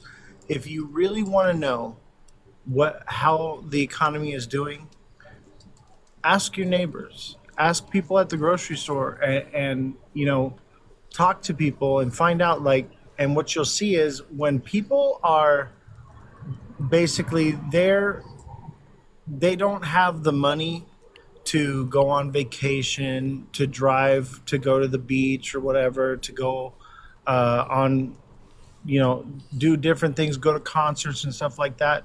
That's a recession.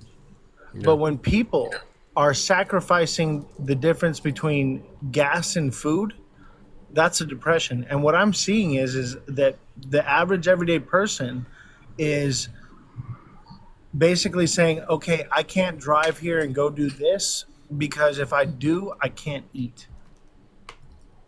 And that's where we're at right now. And if they do that, they're putting it on credit, like you said. Yeah. So that tells me that the only difference between now and the Great Depression is we have access to credit. That's the only difference. And so the credit cards are racking up. The payment that everyone has to make is going up, up, up. So I don't think that the average everyday person has the money to put into the market. They don't have the resources. Now everyone's like, oh well, institutions are going to come in and this and that. I don't see institutions coming in until after the cycle. It just doesn't make any sense. They would Why would they set buy off it a at a premium? nuke. Exactly. Yeah, they would set off a nuke to crash the market if that's what it took. There's no way they're going to buy the top. Right. So I just I don't believe it. Like there's a part of me, bro, because like me, I've been holding Bitcoin for a long time, and I've been holding. I sold my XRP, in January, but um, I don't know, man. Like there's a part of me that wants to believe we're in a super cycle and all these incredible, amazing things are going to happen, but for me personally, it's too high of a risk to stay in to crypto. I'd rather be in something like gold, you know, uh, the stock exchange and like defense stocks, earning dividends, being able to trade without fees. It just makes more sense. So somebody that's in my position or better off is not going to make a decision to get into a high risk asset right now because it doesn't make sense. Because if you know anything about macroeconomics, it just makes no sense. Just like you were saying, is if Bitcoin is or not Bitcoin, if gold is hitting all time highs, then people are not going to be in. But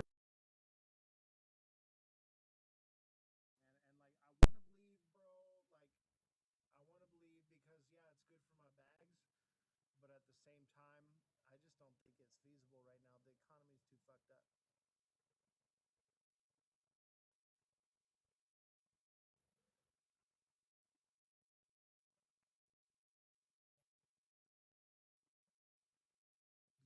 mute?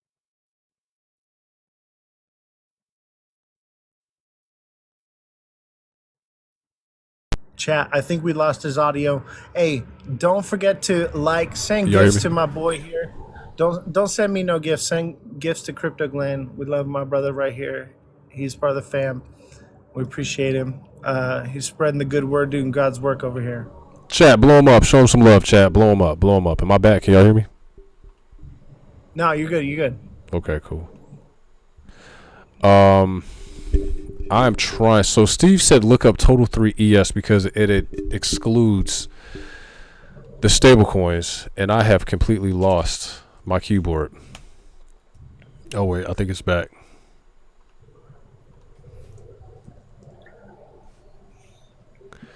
Total 3, what is that? We said C5 EC49, is that it? Let me go up here.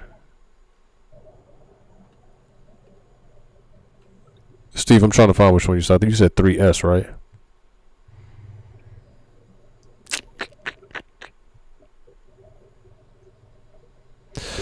Bro, they got BTC and ETH, ETFs, that's the institutions. Yeah, but I mean, they still get. What's up, Crypto Chick?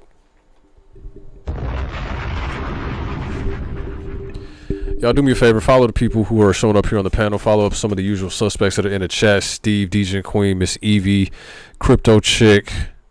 Who else?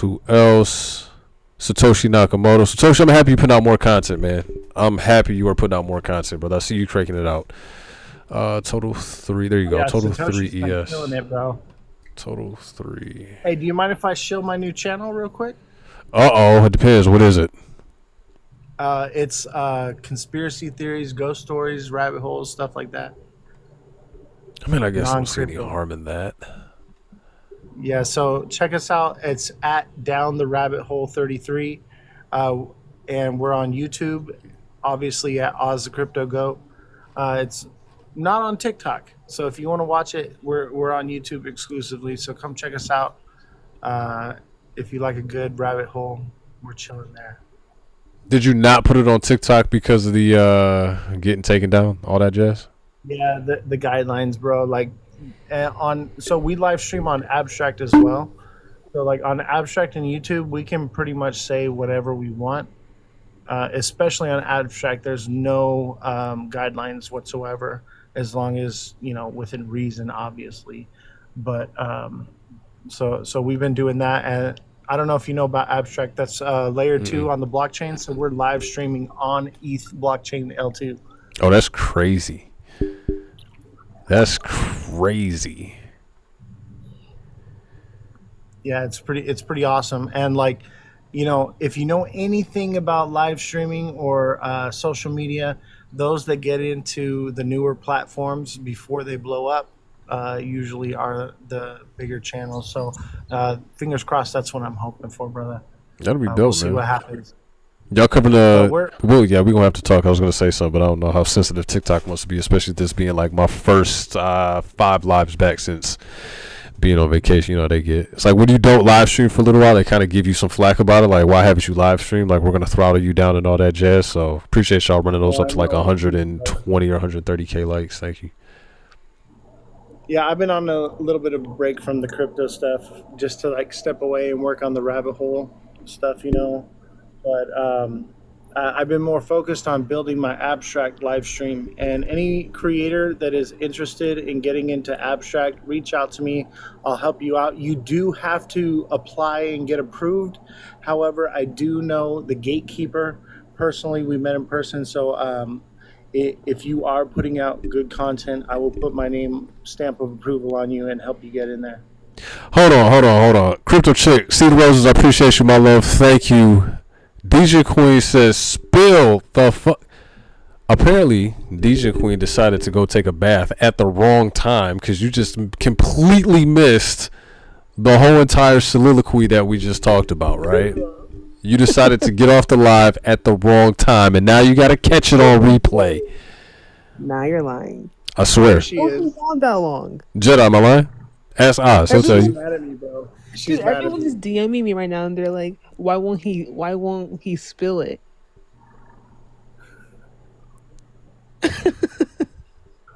There's no way. Let's spill, They- let's spill, let's Yeah, y'all. Y'all gotta be trolling, man. We literally just went through the whole shebang. There's no Liquidity way. spread out. That's your answer. Who's in here? Lindsay, come on. Mooney, don't lie to me.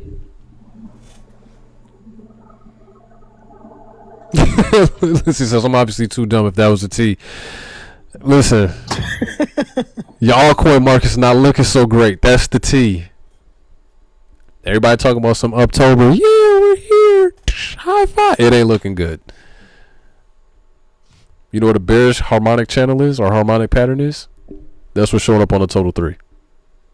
I see it here even on Total 3 ES, excluding the stable coins.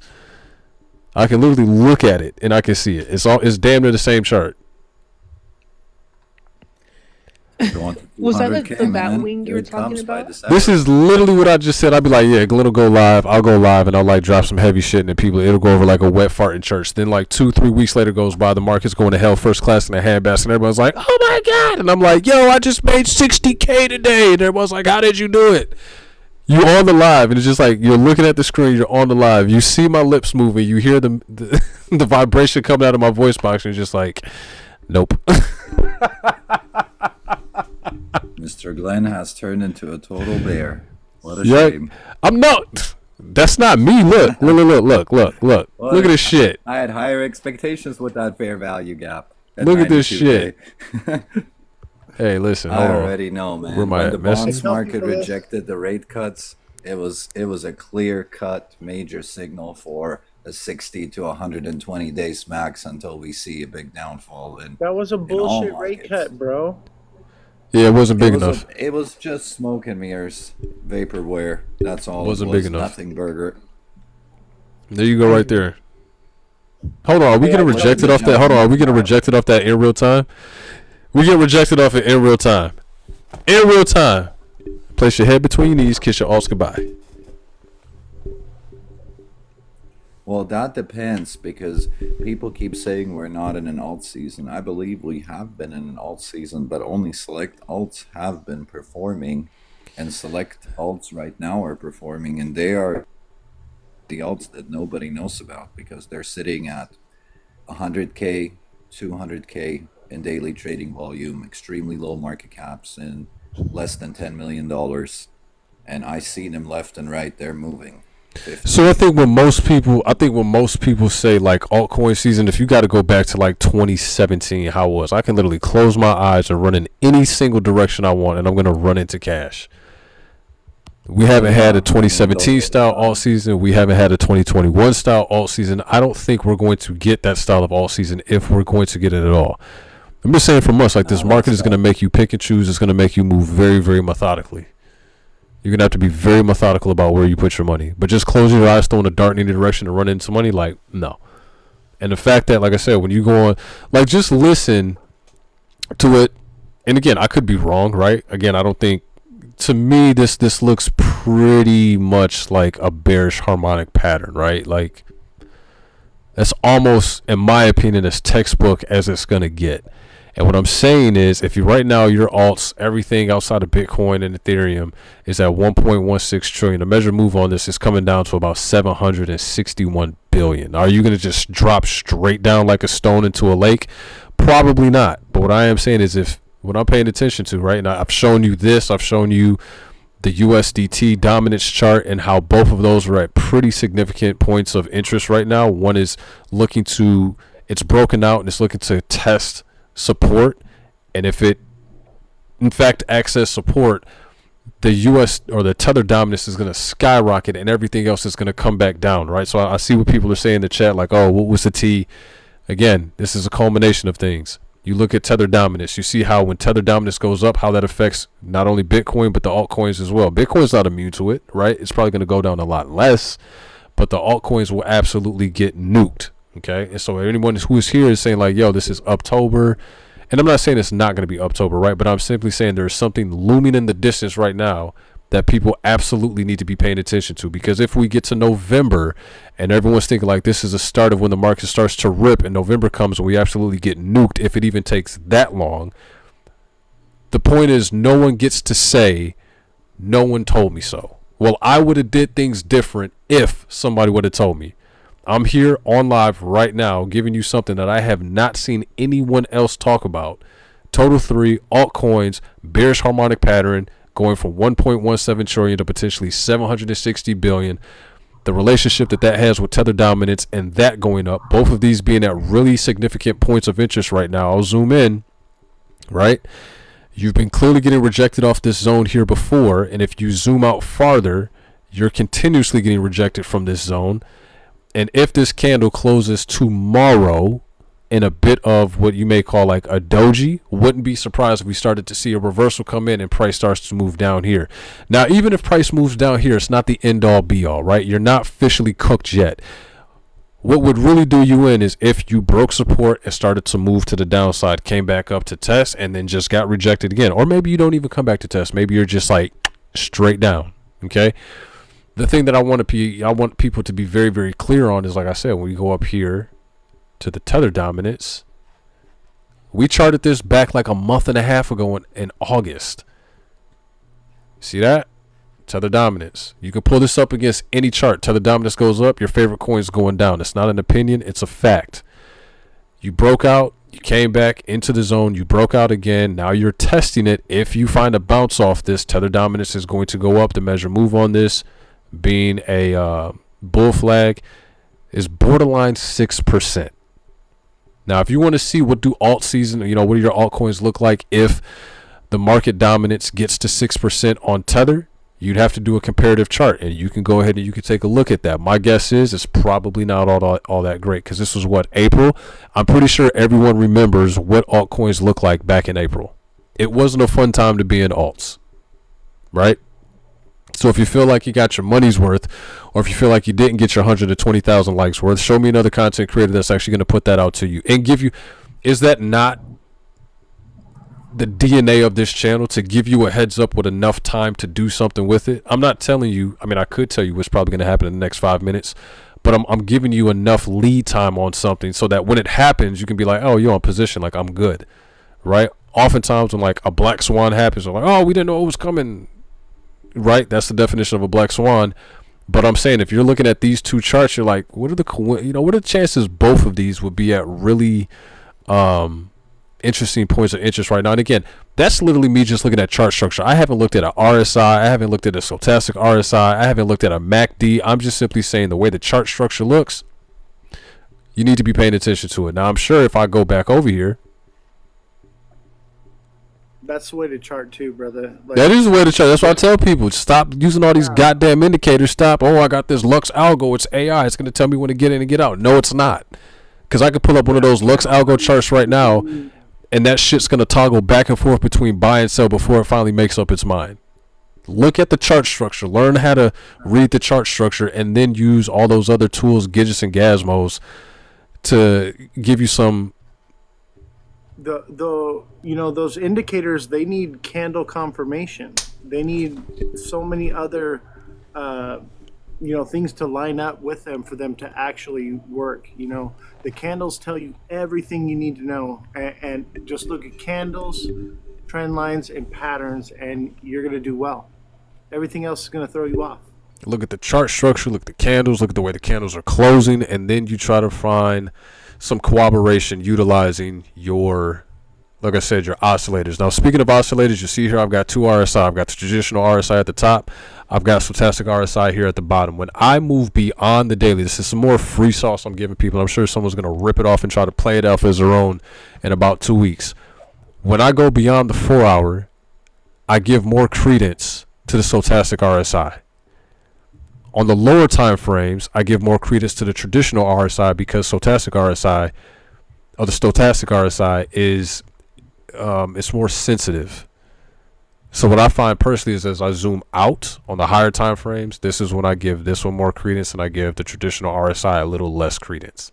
The only thing that would give me significantly more confidence or conviction in what it is that I'm sharing with you is if both of these were flagging overbought. But the reason I'm not putting a whole lot of weight behind both of these reading overbought is because I know that RSI is a lagging indicator, and price is the most predictive indicator that you are going to get. It's not an RSI that's infused with artificial intelligence. That's some kind of indicator. As today that we have it, October 7th, 2025, the best version of a predictive indicator that we have is the actual price action on the chart. Like, I don't care what anyone says, and I will die on that hill. Look at what the chart is telling you, then you run your oscillators behind it and try to see if you can get some confluence. Right now, the confluence on the higher time frames, on the daily, on the stochastic RSI is saying it's a little frothy. Wouldn't be surprised if it started moving down. The other thing is that where this is at in this pattern, like if it was still back here, I'd be like, okay, yeah, you got a lot more range to go. But the fact that you're coming to the end, whenever you're charting, most breakouts, breakdowns, breakups, doesn't matter, they normally happen at around like the 70% mark. So if you're drawing your trend lines, wherever that 70% mark is, that's normally when you can start to say, okay, I'm expecting to see a breakout around here. But if it was like back here, I really wouldn't be huffing and puffing too much about it. But the fact that we're here, and a lot of people are so gun-ho on the fact that this being alt season and everybody's excited. I've said this a long time ago. If I were a whale, how would I run it? I'd get everybody excited. I'd wait till everybody was high-fiving, back-patting, and ass-slapping, and I'd pull the rug out from underneath everybody. Bitcoin just hit 125. We're a heartbeat away from hitting 126,000. You don't think there's more longs that are starting to show up versus shorts? Facts, bro. Straight facts. You got to think of the psychology. You know, I say like 75% of this is psychology, and you got to think of what the whales are thinking. Yep. Retail is doing, and do the opposite. Yep. You know, so you're spot on, brother. I appreciate what you're doing, man, and keep doing the Lord's work, man. You're doing a good job here, man. You got my full support. I gotta hop off, but I just want to let you know, thank you for having me up here, and it was a pleasure, brother. It was a pleasure, and thank you everyone for all the gifts. You guys are incredible. Appreciate you. Don't forget to gift Crypto Glenn and send those heart me's and everything, and tap the like button. I got the best chat in the game. Give him your the channel with the conspiracies again. And where can they find it? So you can find me on YouTube at Oz the Crypto Goat, or on all platforms at Oz the Crypto Goat.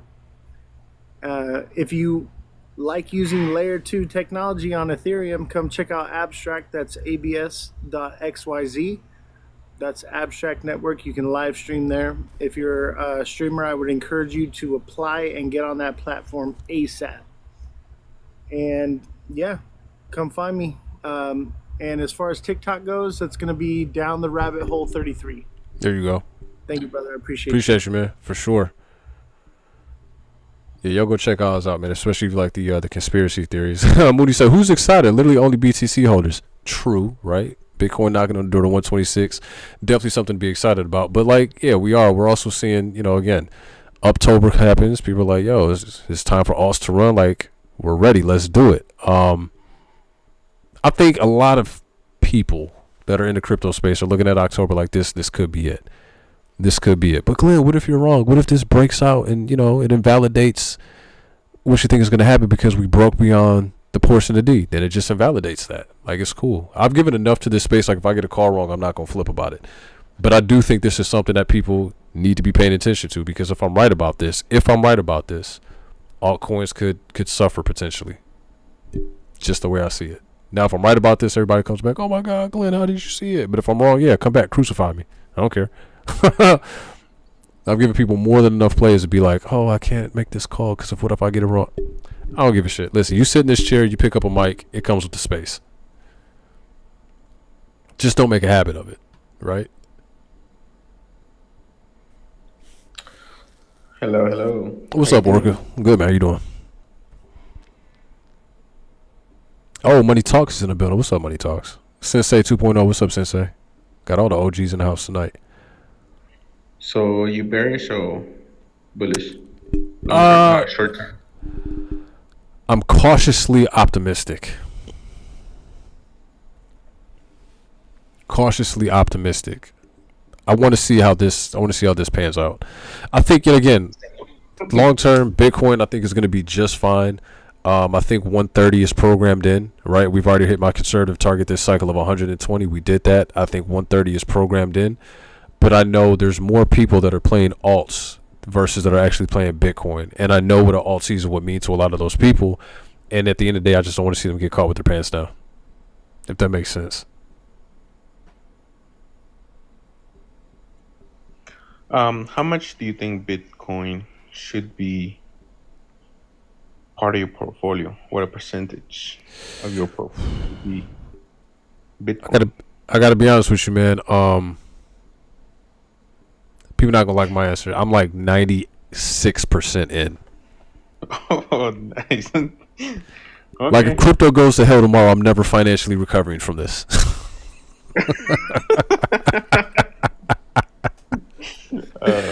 I'm cooked. You feel me? I'm like 90, like 98, 96% in. Damn. Yeah. No, I would say 25. I feel like 25 is too conservative. Yeah. High I money. feel like we're trying to retire bloodlines over here. You know what I mean? We got to take big swings. Yeah, I thought about that, but it was too late. I don't know if it's ever too late. I think too late is just a matter of the information you have at your disposal. That is true. That is I true. really do. Because I feel like if you've got really good intel, you can turn a little into a lot and you can do it relatively quickly.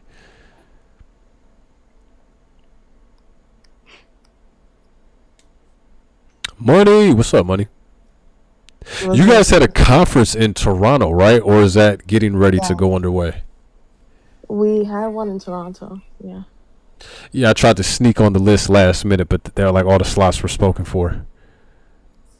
It was God. But yeah, you're right. I was just laughing when you were talking because I'm like, I think he's charting what's coming, and it's literally we have 4.22 billion expiring on 10/10, Who could have saw that coming? and then for Ethereum, it's almost 1 billion. It's Oh shit! 978 million right now. And here's the thing: as the dates get closer, the number goes up because people are still betting on these dates. Well. And Bloomberg, you guys can look it up. I just posted it today. Bloomberg said that the only momentum is because of the options bets. That's the only reason why it's pumping. God damn. So I'm getting out either Wednesday or Thursday the latest. Because the last 2 weeks will probably be like the last 2 weeks of September, and I'm not trying to be in the markets. I'll be right behind you because, like I said, a lot of this shit going a little too vertical for my liking. Like, I like structure. I like, I'm not seeing it. I don't like it. Yeah, I'm right there with you. I was I like, don't like it. really seeing what's coming. Like, I had never seen someone like actually chart it with like the options expiring. But yeah, you literally have until like maybe if they want to do like a bull trap, maybe it'll pump until Friday. But then closer to that close of Friday, expect that big drop into Saturday. That would be nasty. Yeah, let's go ahead and print this bull trap over the weekend. That'd be great. Yeah. Oh my God, rip. Advance RIP to everybody who falls for that. If you don't mind, go over your chart again. I wasn't here when. Yeah, which one? Well, the one in Bitcoin, or which one you were charting? So on Bitcoin, I think at the very, hold on.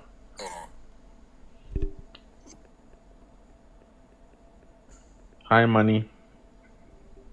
What's up, all the cash? What's going on? But yeah, I'm ready. I'm getting ready to go to sleep. I just wanted to tell you, you are on the right path. You're definitely seeing it. I appreciate that. So I got people over here giving me flack in the comments like, bro, 120,000 likes for that. Like, you shorted, you'll be thanking me. You're right. You're absolutely right. You guys will see it. I mean, when these options expire, there's volatility is always a downtrend. So you think by 10/10 the market's gonna dump? Not necessarily 10-10 because the day the options expire, they rebalance at the last hour, and the last hour is at 8 p.m. That's when all the markets close, and then they restart the next day. So I expected Saturday to be very red, and then maybe up until next Tuesday. It depends because some days you see the weekend off dump, and then Sunday going into Monday it picks up a little bit, and then Tuesday it dumps a little bit further. Tuesday it dumps. That's why I'm looking at this like, okay, so we Yeah, started pumping this weekend. We pumped today. I know Tuesday, Wednesday is kind of when the details really come out in the wash. Like whatever it is you're gonna have, like Tuesday, Wednesday is kind of when you see it. So that's why I'm like, yeah, the yeah. Bitcoinist in me loves the pump, but I'm like, I don't know. And it's always between like that Friday to the following Tuesday that you have the next entry. But it's typically Tuesday is like the biggest entry, and then you restart the cycle, so it starts uptrending again. But on the 31st is 10 billion. So the last 2 weeks, I'm not like after the middle That's of a the lot of month, I'm not cheese, gonna man. be in the markets at all. Like y'all can have it. Y'all want to short it, do whatever you want to do, but I'm chilling up until November. So Woo! I'm gonna keep my eye on these markets, and yeah, somebody else is gonna be paying for Glenn to go somewhere else. I like this yeah, like game. I like this game. well, good evening, y'all, and yeah, you seen the right thing coming. I appreciate that. Do me a favor, hold on for 10 seconds. If you guys are even remotely intrigued by what you just heard Money Talk say, please send her a follow. I'm going to steal Bullish Babe's line. Give her a follow directly from the live because fake profiles exist and you don't want to be entangled with the wrong one. So do yourself a solid. Throw her a follow directly from the live. Give Orca a follow. Hopefully you gave Oz a follow a second ago. If you're into meme coins, DJ Queen, that's who you need to talk to. Go ahead and give her a follow directly from the live as well. Crypto with AI, appreciate you sending the Go Popular family. Thank you, Satoshi Nakamoto and Remy Lee with the cap, because ain't no cap in my rap. One time, we're going to drop a bomb in the chat for y'all. Yeah. Orca, let me go over that chart again here. I just want to get caught up on chat. What do you think about the Bullish Babe stance and Cosmic? Give me a rundown of that briefly. Damn, I missed what she said. Boss Man P, you got to go throw her a follow. She's basically saying like we got some rebalancing coming within, if I'm not mistaken, like the next week or so. No, I'm sorry, the end of October. I think there's going to be like $10 billion worth of options contracts that are expiring. And yeah, normally those have adverse effects. That's the same Money Talks Crypto who prior to September said, hey, we got some contracts getting ready to expire. The market's going to be turbulent. Wouldn't it be surprised if we had a bit of a dump? And if you go back to prior to us going into September, we did. You know, the market did see quite a bit of a sell-off. And that's, you know, she follows what's going on in the markets heavily from the optionary standpoint, like the contracts, right? She follows that very heavily. So I always like getting her thoughts and opinions on what's going on in the market because she kind of attacks it from a different angle. So I like to hear what she's saying.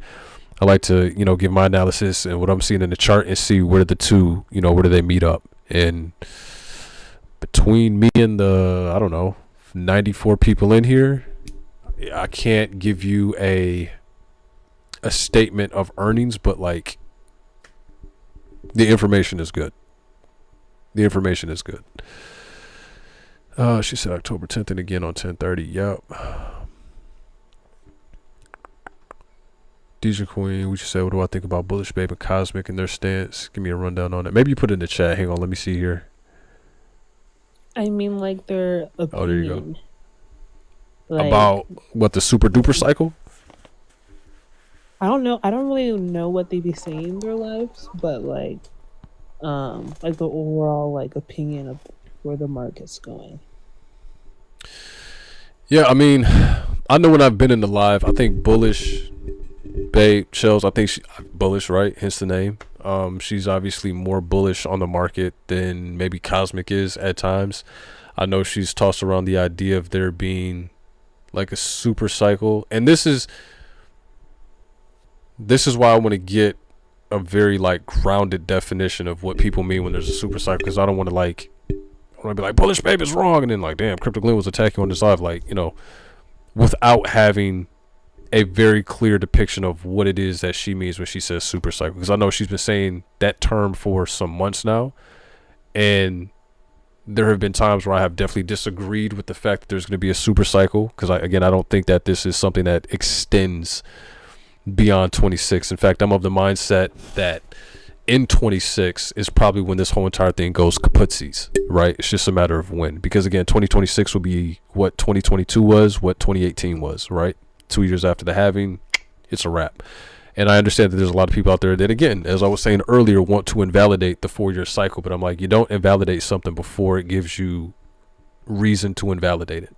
If you want to invalidate something, you wait for it to actually invalidate itself. Then you say, hey, we toss that theory out, we move to the next, and we try to craft another investment thesis, and then we try to poke holes in that and, you know, see what gives us the best opportunity to be successful. But again, and I'm pontificating here, but if she thinks that we'll have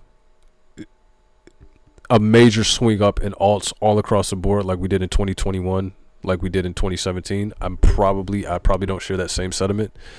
If anyone would be of the mindset that the market extends beyond 2026, I probably don't share that same sentiment, and that's okay, right? Time is going to prove one party right, it'll prove one party wrong, and then you take that information and you move forward into other cycles. I'm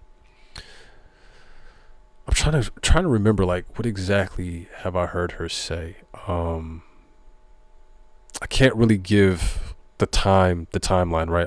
I don't really remember what her timeline is. If Mooney is still here, he can probably chime in and give a lifeline, because I know, you know, they do the charting channel. Follow Mooney as well if you guys are, you know, into TA and all that jazz. He's kicking out more content that's based in that regard. But he can probably chime in and add. I don't remember. He's gone. Okay. I don't really remember what she said in terms. I do remember. I think at one point in time she was saying that the alts across the board would kind of go up, right? I know that Cosmic has said that at one point or another. He's kind of like, hey, you know, when the Russell breaks out, altcoins break out. I think it's all the same, you know, traders, and I think just because you have traders who might be in the Russell 2000, I don't think that they all translate to being in crypto. I think you're obviously going to get a certain percentage, but you've got to look and say, okay, of that certain percentage, how much would actually cause altcoins to run, right? So I don't necessarily subscribe to the Russell breakout translating into altcoins breaking out, because Cosmic and I were having a conversation, and, you know, he was presenting his case, and I said, cool, I'm going to take a look at everything here, and I'm going to see, you know, what I can find in my own fact finding. What I saw was everything was kind of moving together. The Russell didn't break out, and then following that, the altcoins break out. So there was no causality there. It was kind of like everything was just kind of moving together, right, up and to the right. But I get what that he was saying. The Russell 2000 is to the traditional markets what altcoins are to crypto.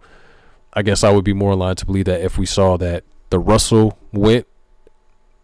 then altcoins went, then you could kind of make the argument, all right, where there might be some kind of capital rotation moving out of the Russell 2000 into even more riskier assets being in altcoins. Again, I just don't think the macro is there. I don't think we got a big enough rate cut to want to get big players out of gold. For instance, gold just hit a brand new all-time high either yesterday or today.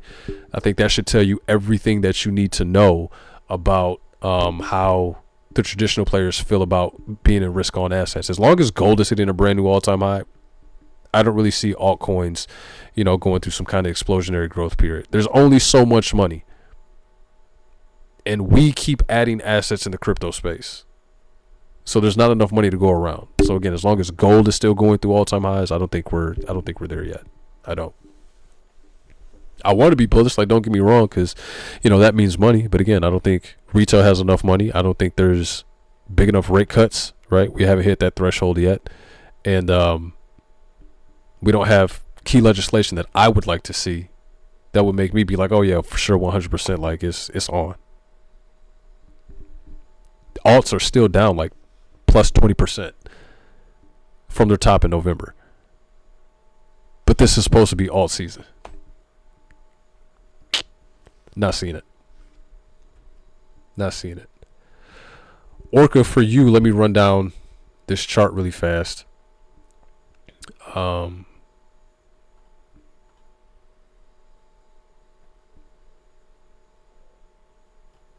I wonder if they'll let me do it like this. We gonna find out.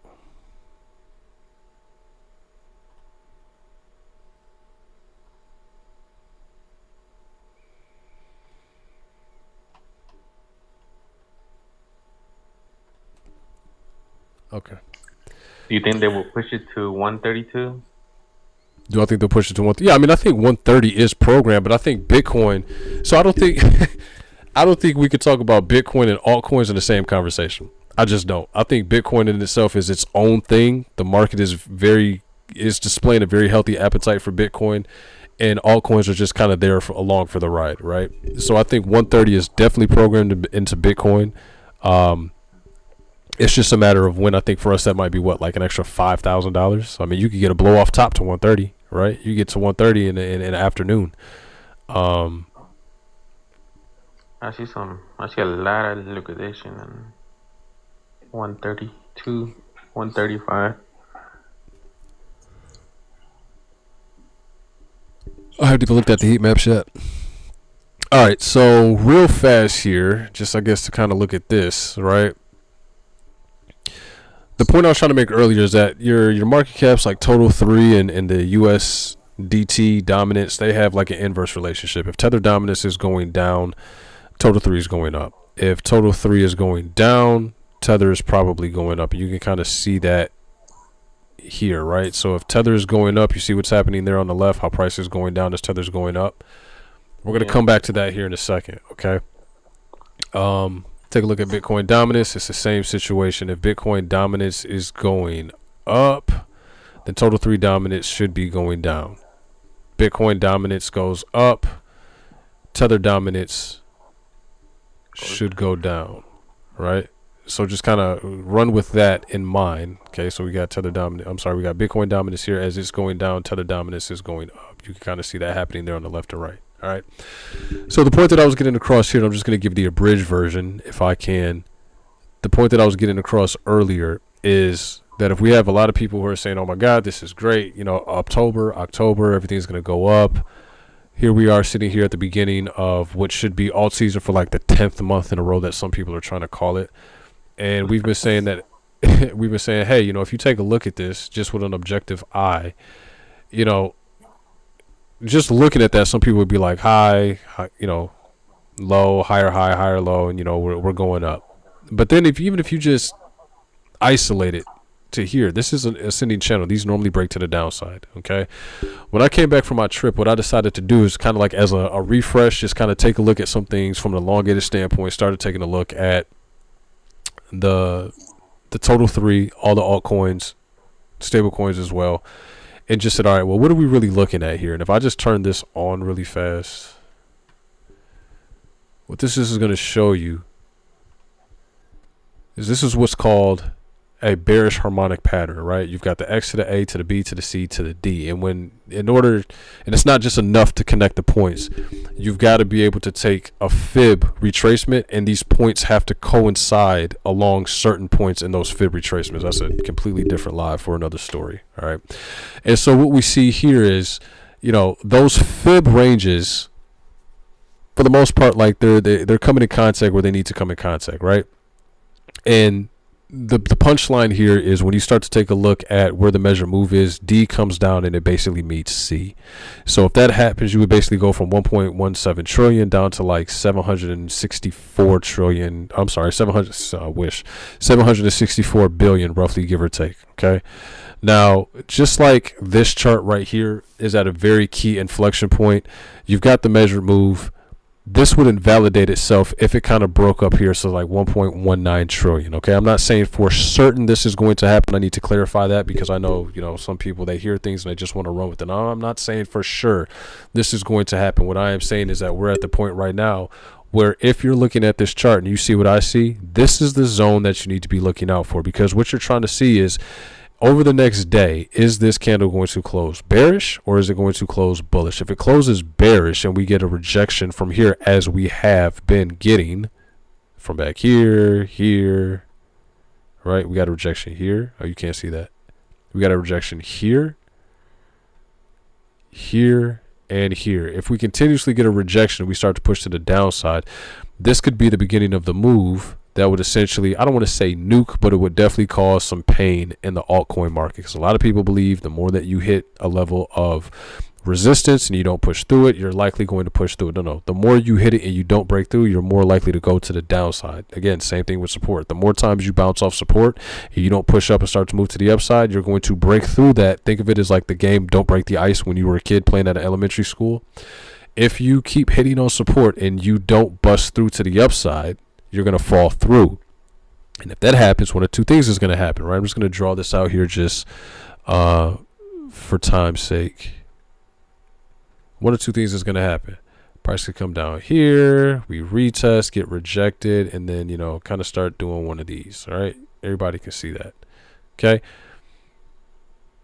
Now, why is that interesting? That is interesting because if we go back to the tether dominance chart that I just showed you here, you want to know what the whales are doing, paying attention to the tether dominance chart. I've charted this back in August. My chart looked exactly the same. There you go. Exactly. So if this play... Go ahead. To me, USDT looks bullish. That means...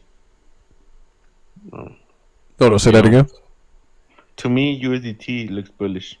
It does look bullish, right? You got this ascending channel, right? You've kind of had a break and retest. We're here now. You broke out of the ascending channel. You started to go up, and you said, nope, I kind of want to come back and test this. Now, you're kind of at a very important part here. Like I said, you're at a point of interest here. You had the break and retest. You broke out. You're coming back to retest. If you bounce off this zone here, right, you're probably going to start to move to the upside. The measured move on this would be tether dominance going to around 6%. If you want to see where altcoins were at when last time Tether was at 6% or thereabout, you'd have to go back to around April.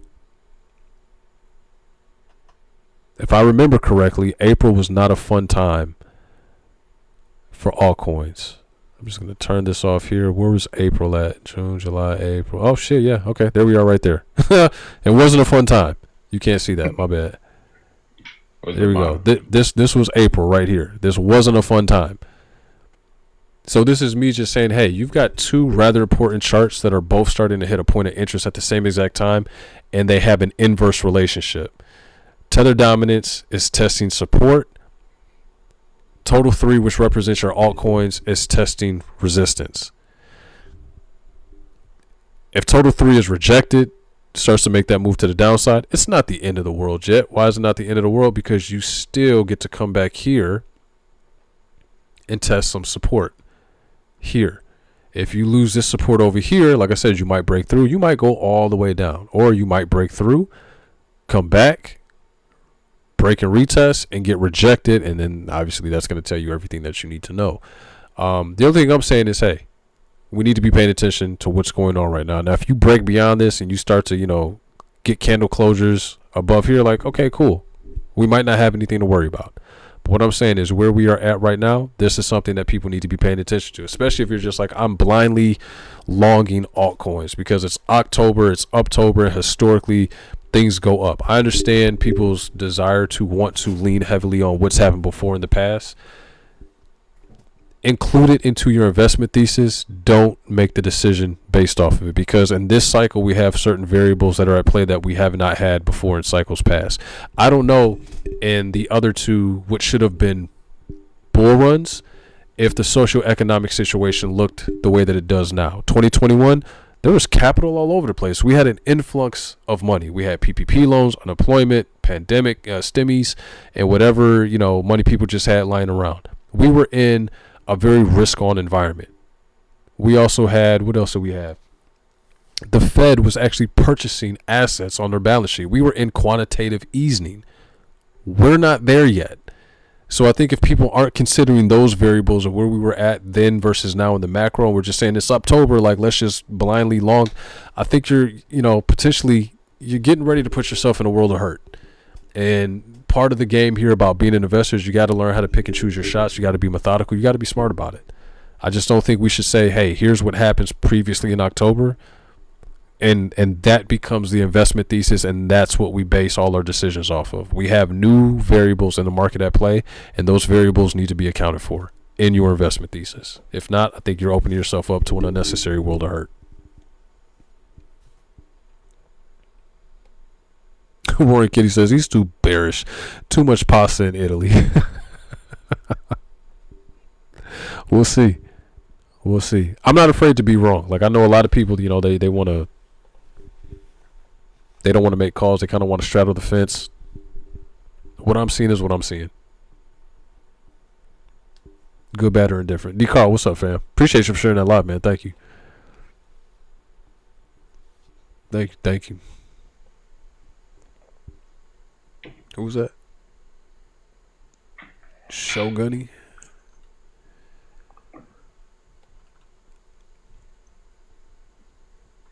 Yeah, I see what you're saying.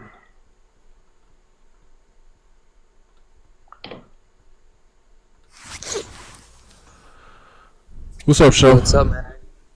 Good, how you doing? What I'm happened? good, You man. I'm kicked us good. off? You I just kicked appreciate us you out, guys. That's it. telling people about Total 3 and the correlation with BTC dominance. Yeah, man, of course. Like I said, I just want to, you know, do my part just to maybe share some more information that people aren't necessarily looking at or just aren't considering their investment thesis, and just help people make more informed decisions. He's trying to save our bags, guys. Trying to save our bags.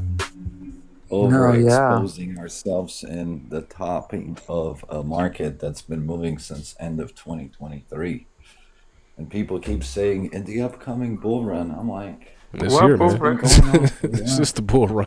This is it. It started Wow, in man. 2023. Right This now, is it. this bull market has been in process for 1,054 days. And that is right about the cutoff point for the longest amount of time it takes. It's a long time. It's a long time. Yeah.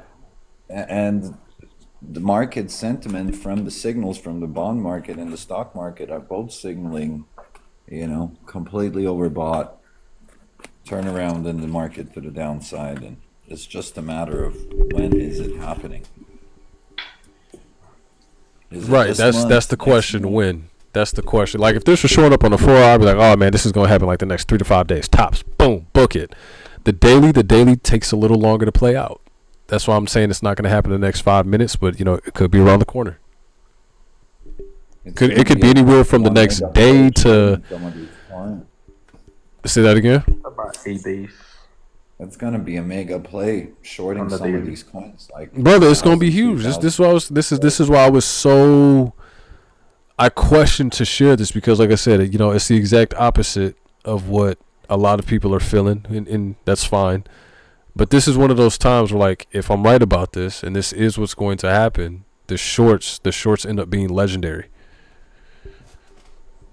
I'm ready, man. I'm ready. I I'm bring ready. the Sunday report every Sunday about Bitcoin and the stock market and the rest of the crypto market. I'll send it to you.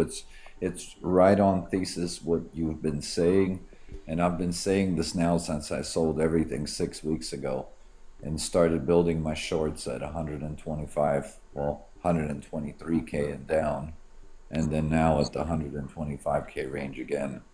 Yeah. Um, So you've just been right adding on to the the shorts. downside. Just been adding to been the adding, yeah. shorts, super low leverage, you know, and slowly building up that side. And I mean, I'm still playing the long market, but I'm playing just very small caps, very fast movement, maybe 2 4 hour sessions, and that play is done, right? If Yep. even that. But remember, I think guys, long term, right? it's full moon. New moon. No, it's a new moon or a full moon. That's a full moon. I was just outside looking at this. It's full as fuck. I was like, ugh. Usually market on full moons, people act crazy, man. I see It's it. not applying to the market right now because that moon, even the moon indicators that you can get, they've been spot on with the dips and the pumps. But on the last new moon where the market was supposed to dip, we didn't have a dip. We had an upward move, and that was kind of invalidated for the time being. Yeah, So actually, I I just don't think we're gonna posted. get that application. I just posted a video.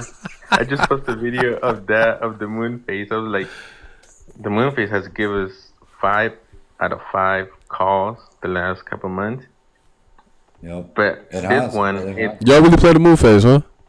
this one looks crazy. No, I'm I like, don't play it, but I know people that play it, and I applied it to the charts to see what the indicators actually do.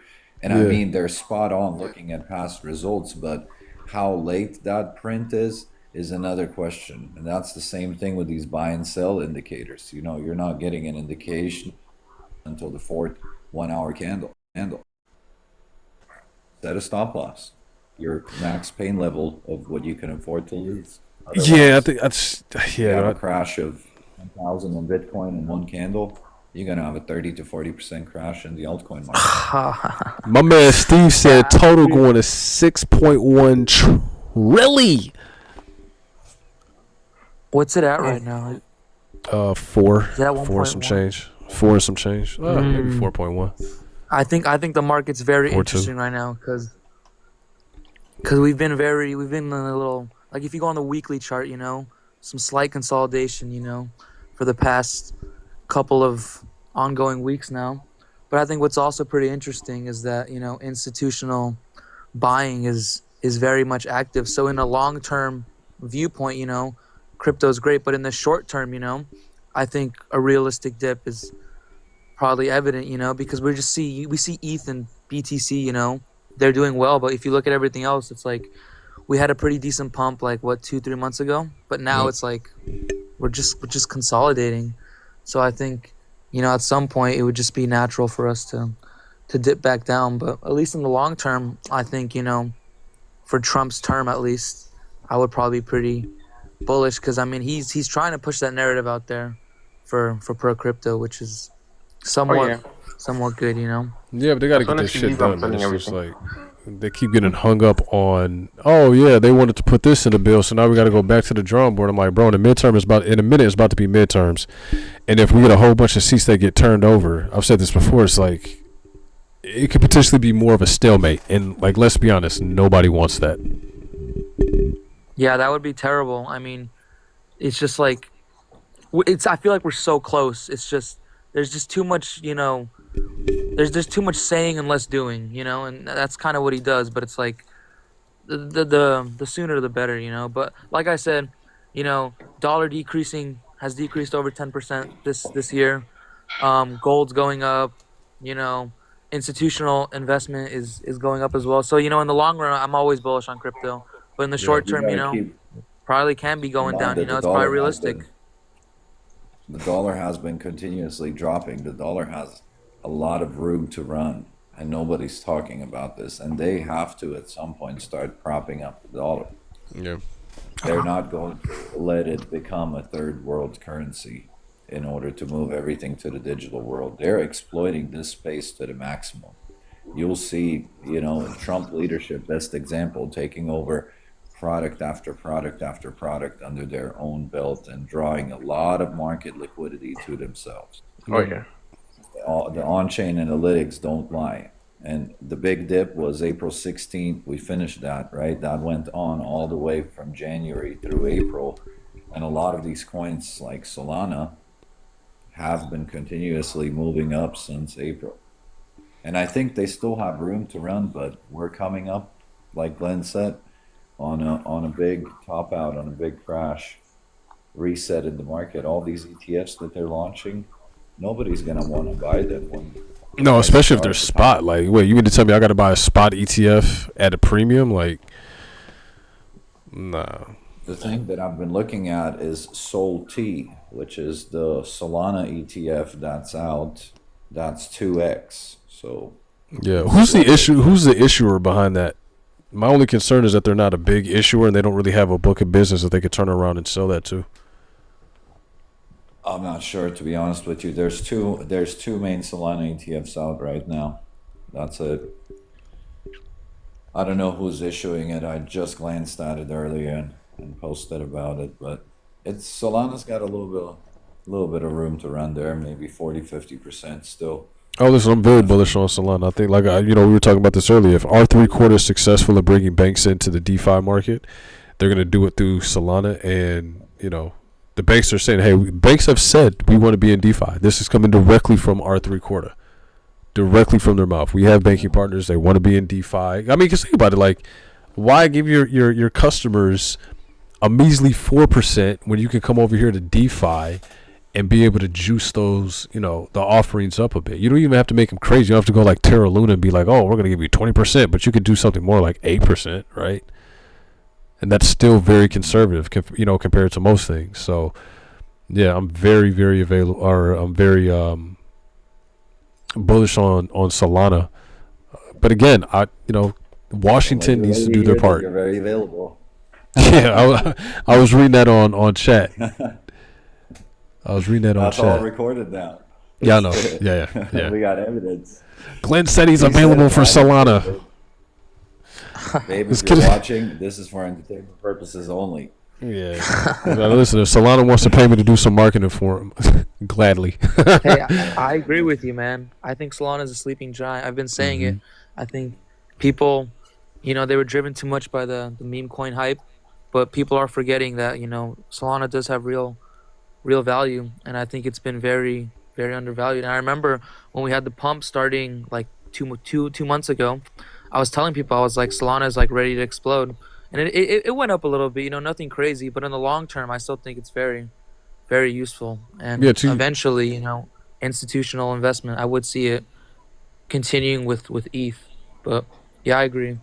Yeah, so to kind of add to your point, and Nick here in the chat added a really good comment. He says, yeah, you get like 9% on APY on Radium stablecoins. 9%. It's like double what you're going to get through the traditional financial institutions. You imagine the bank that's like, okay, for our conservative investors, we know you guys don't want to be in anything crazy, but even if, in stablecoin, yield farming it's not anything that's wildly aggressive. So to be like, hey, we can get you double what you're getting now, like people would gladly jump ship where they're at just to try to get a piece of that. Yeah, 100%. That's a great point. And let's not forget about CZ's new baby, since he can't be truly running BNB and Binance hands-on. Yep. He's been promoting Aster left and right, and Binance has been helping him on every single event. And when I looked at those numbers, it outperformed in daily and weekly earnings. It outperformed Pump, Hyperliquid, M0, Circle, and then Tether. And where are you getting that from? Are you grabbing that from DeFi Llama? Where are you grabbing that from? Are you grabbing that from DeFi Llama? Those stats were sent to me by somebody else. I don't know where they got them from. Gotcha. Maybe DeFi Llama will have it, but it was black on white.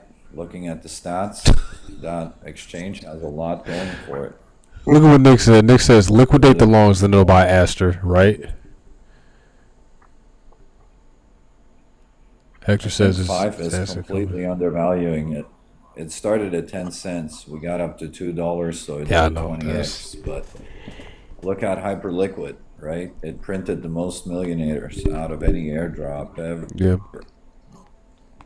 But in order to qualify for that airdrop, oh my God, it was so much busy work. You got to go here, you got to go there, do this, do that. And I'm just like, I think they make that half the bit so they know like a lot of people are just going to drop out and not try to see it through to completion. I hate doing the busy work when it comes to airdrops. Hate it. I was just telling the story 2 days ago. A buddy of mine, when that exchange first opened its doors, was messaging me, oh, you should check that out. And I had just started using Drift, and I was playing on there. Yeah. And I got the link. I went on. He's in Europe. And it's like, all restricted to US users. And I'm like, oh God, another thing I got to use a VPN on. No thanks. So he traded on there. And he kept trading a lot of volume. And all it required was like $500 or $1,000 worth of volume to get a hefty airdrop. He ended up getting 6.6 million in Hyperliquid tokens. And he held it. He still has a bunch of it. But, it goes to show. You don't take action. And all I needed to do was transfer a little bit of capital and play on there. And that's it. Lesson learned. Now Yeah, when you can catch I'm one, it's hoping great. you're a master. When you can catch one, it's great. What is a BTC node? Why run a node? How do you run a node? Video coming tomorrow. Video coming Got tomorrow. you. Yeah, Satoshi put that out. Watch Glenn win Lambo. I I'm mean, like, well, is he advertising himself? What's going on? I don't mind. Maybe Like I all said, of that. Nakamoto. Like I said, I'm just I happy he's finally know. putting out some content, man. Like I wish more people would do that, right? I get it. Sometimes you can have people who are just like, I just want to consume the content, and I think we all kind of go through the same trajectory. I just want to consume content. Then someone says something you don't necessarily agree with, and maybe you're invested enough to be like, I want to put out a video, and then from there it just snowballs. And next thing you know, you're full blown content creation, putting out videos. So I dig it. Hey, Polymaths or Polymarket can I says show my 61%. BTC hits 130. can I show my liquidity map real quick? You got a liquidity map? Yeah. How do they access? They got to go to a website. Well, I don't know if you guys know, but I use and it tells you liquidity map and volume. I don't know if you ever heard about. I have heard of, Bookmap. yeah, I've heard of people using Bookmap before, yeah. So over here, I mean, you literally can see the volume coming in. You can see all the liquidation. I mean, for crypto, it's free. For Nasdaq, all that stuff is you have to pay. But for Gotcha. crypto right now, it's free. What I'm seeing right now, a lot of liquidation around 126. I see about 600 bitcoins around there, and 132. 132. It's about 800 bitcoins. Wow. I see more liquidation towards going higher than going lower. Towards the bottom, I barely see liquidation. I mean, I see liquidation on 122, I think. So how do you know if you're looking at a liquidation for people that don't come from this background, but they, have an interest in wanting to use this tool? How do they know if they're looking at a liquidation or not? Well, so okay, there's a free course on YouTube how to use the Bookmap. If you want to use it, go study. It's a bunch of videos, and it tells you how to read it, what the color tells you. You have to learn about spoofing. There's they can put an order there. They can take it out. I mean, they can manipulate this stuff. It just kind of tells you. There's liquidation up there. We are right here. Some liquidation down there, but like you have to study it, and you can see when they remove and put orders, and they can manipulate the price. I don't know if you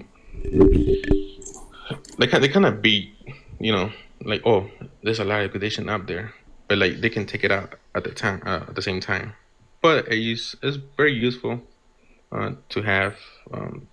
They can do that with any liquidity map.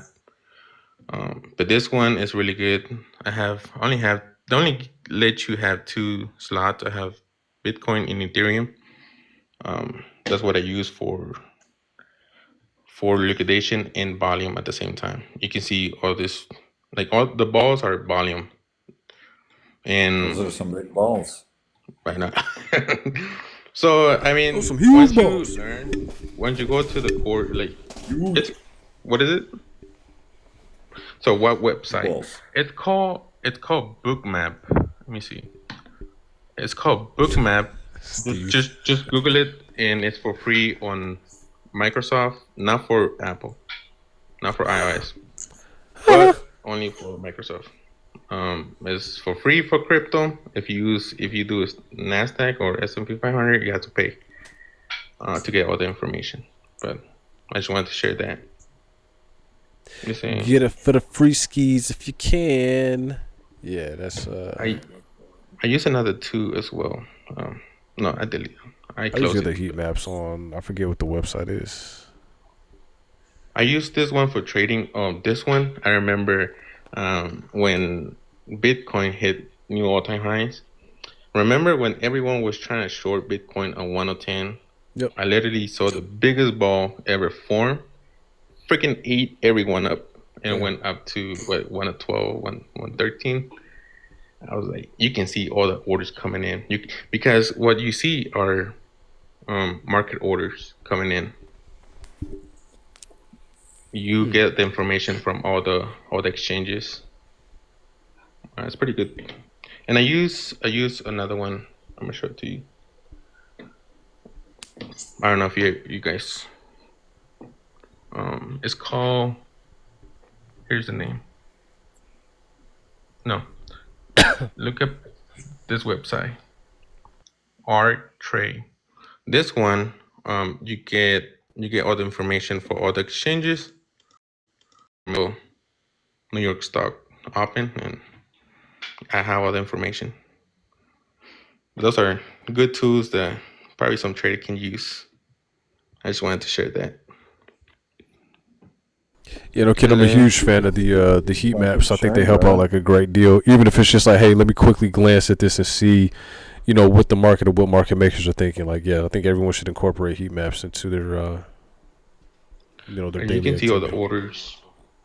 I mean, Ethereum has a lot of liquidation up there.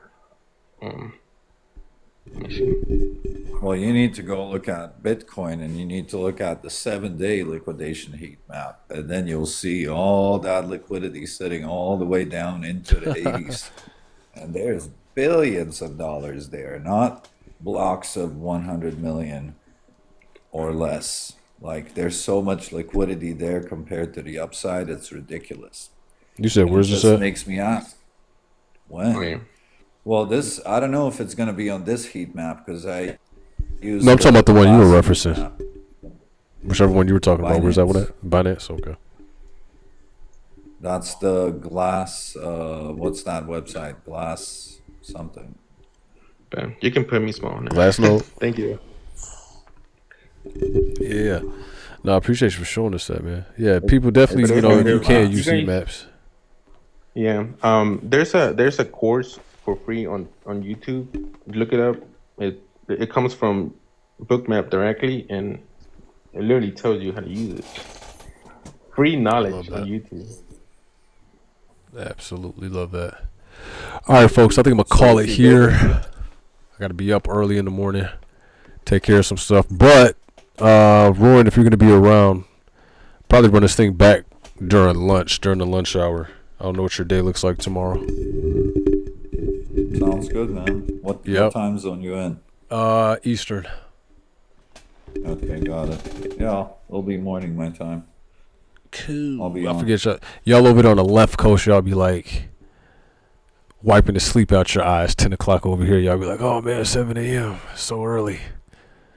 Nah, I get up at 5 because I like to play that goal. Yeah. 5 a.m. to 9 a.m. I know that's EST right. time is the sweet zone for your quick 4-hour trades, and then, you know, take the leftovers from 9 a.m. to 1 and then break until 5. See the daily opening. If there's anything there that looks juicy, jump on it for an hour or two and be done for the day. Man knows ball, y'all. The man knows ball. If you're not following Roaring Kitty, make sure you give him a follow from the live. Roaring, anything you want to tell these fine folks before we wrap it up? Have a good night, guys. Set your stop losses. Definitely And set the your take stop profit losses. levels, because you don't want to be telling that story again of, I round trip this. Yeah, no. You want those problems. Orca, what you got for the people, man? Well, I just wish everyone the best, and I hope all of you guys become millionaires. Nice. That's all I. All right, well, y'all know how to close my lives, man. I got to say what's up to the top viewers and the numero uno spots. We got my guy, Lil Z. Poppy, Lemon Poppy coming in number 2. Number 3, everybody's favorite, Roaring Kitty. Number 4, Alexandria, Crypto Angel, Woke Crypto Adopter, bringing up the number 6 spot. Big Man 518, pleasure to see you here. My guy, D. Carl, happy that you came by. My friend Daniel 8647, Pluto, Marco Polo, 7774E. Nick Crypto Photography Pro. I hope I said that right. Crypto Wolf AI, good to see you here, fam. MMG Crypto, good to see you here. Real OG in the chat. RT, Orca Wall Street, the number 15 spot. Water Tiger, the number 16. And number 17, Lutz. Those are your top viewers. Listen, I appreciate y'all for coming to hang out with us, man. We do this for the most part almost every night. Definitely going to be trying to incorporate some more lunchtime live streams in there. But yeah, appreciate y'all for coming by. Let's do this thing again tomorrow at lunch. And if you guys had any questions, there's a lot going on in the chat. If I wasn't able to get to it, just DM me. My DMs should be open, right? I think for the most part they're open. Just send me a DM, and I'll definitely be able to answer any question I wasn't able to get to here today. All right. I appreciate each and every one of y'all for being here. You guys could have been anywhere in the world, but you decided to be here with me. And for that, I appreciate it. We'll see y'all people tomorrow. En mañana. Y'all be good.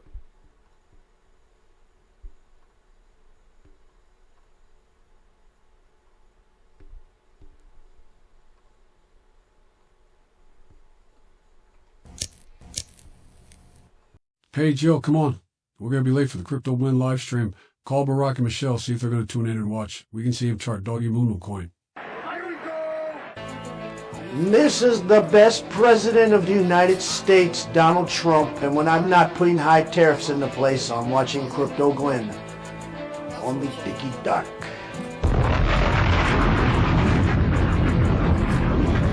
We are late. The Crypto Glenn live stream has started without us. You fail me yet again, Starscream. Jeez, I'm excited about this. You're watching the Crypto Glenn nightly stream. Real Alpha, Blake, can you chart Doggy Boo Boo Boy for me? I'm too old for this shit. You know what time it is when you hear this, right? Let's get ready to rumble!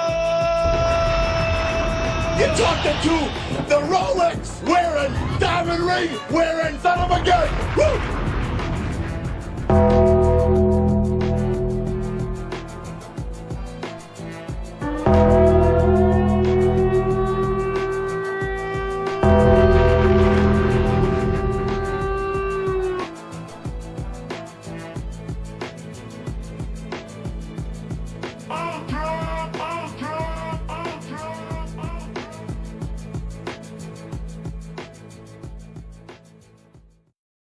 This is culturally inappropriate.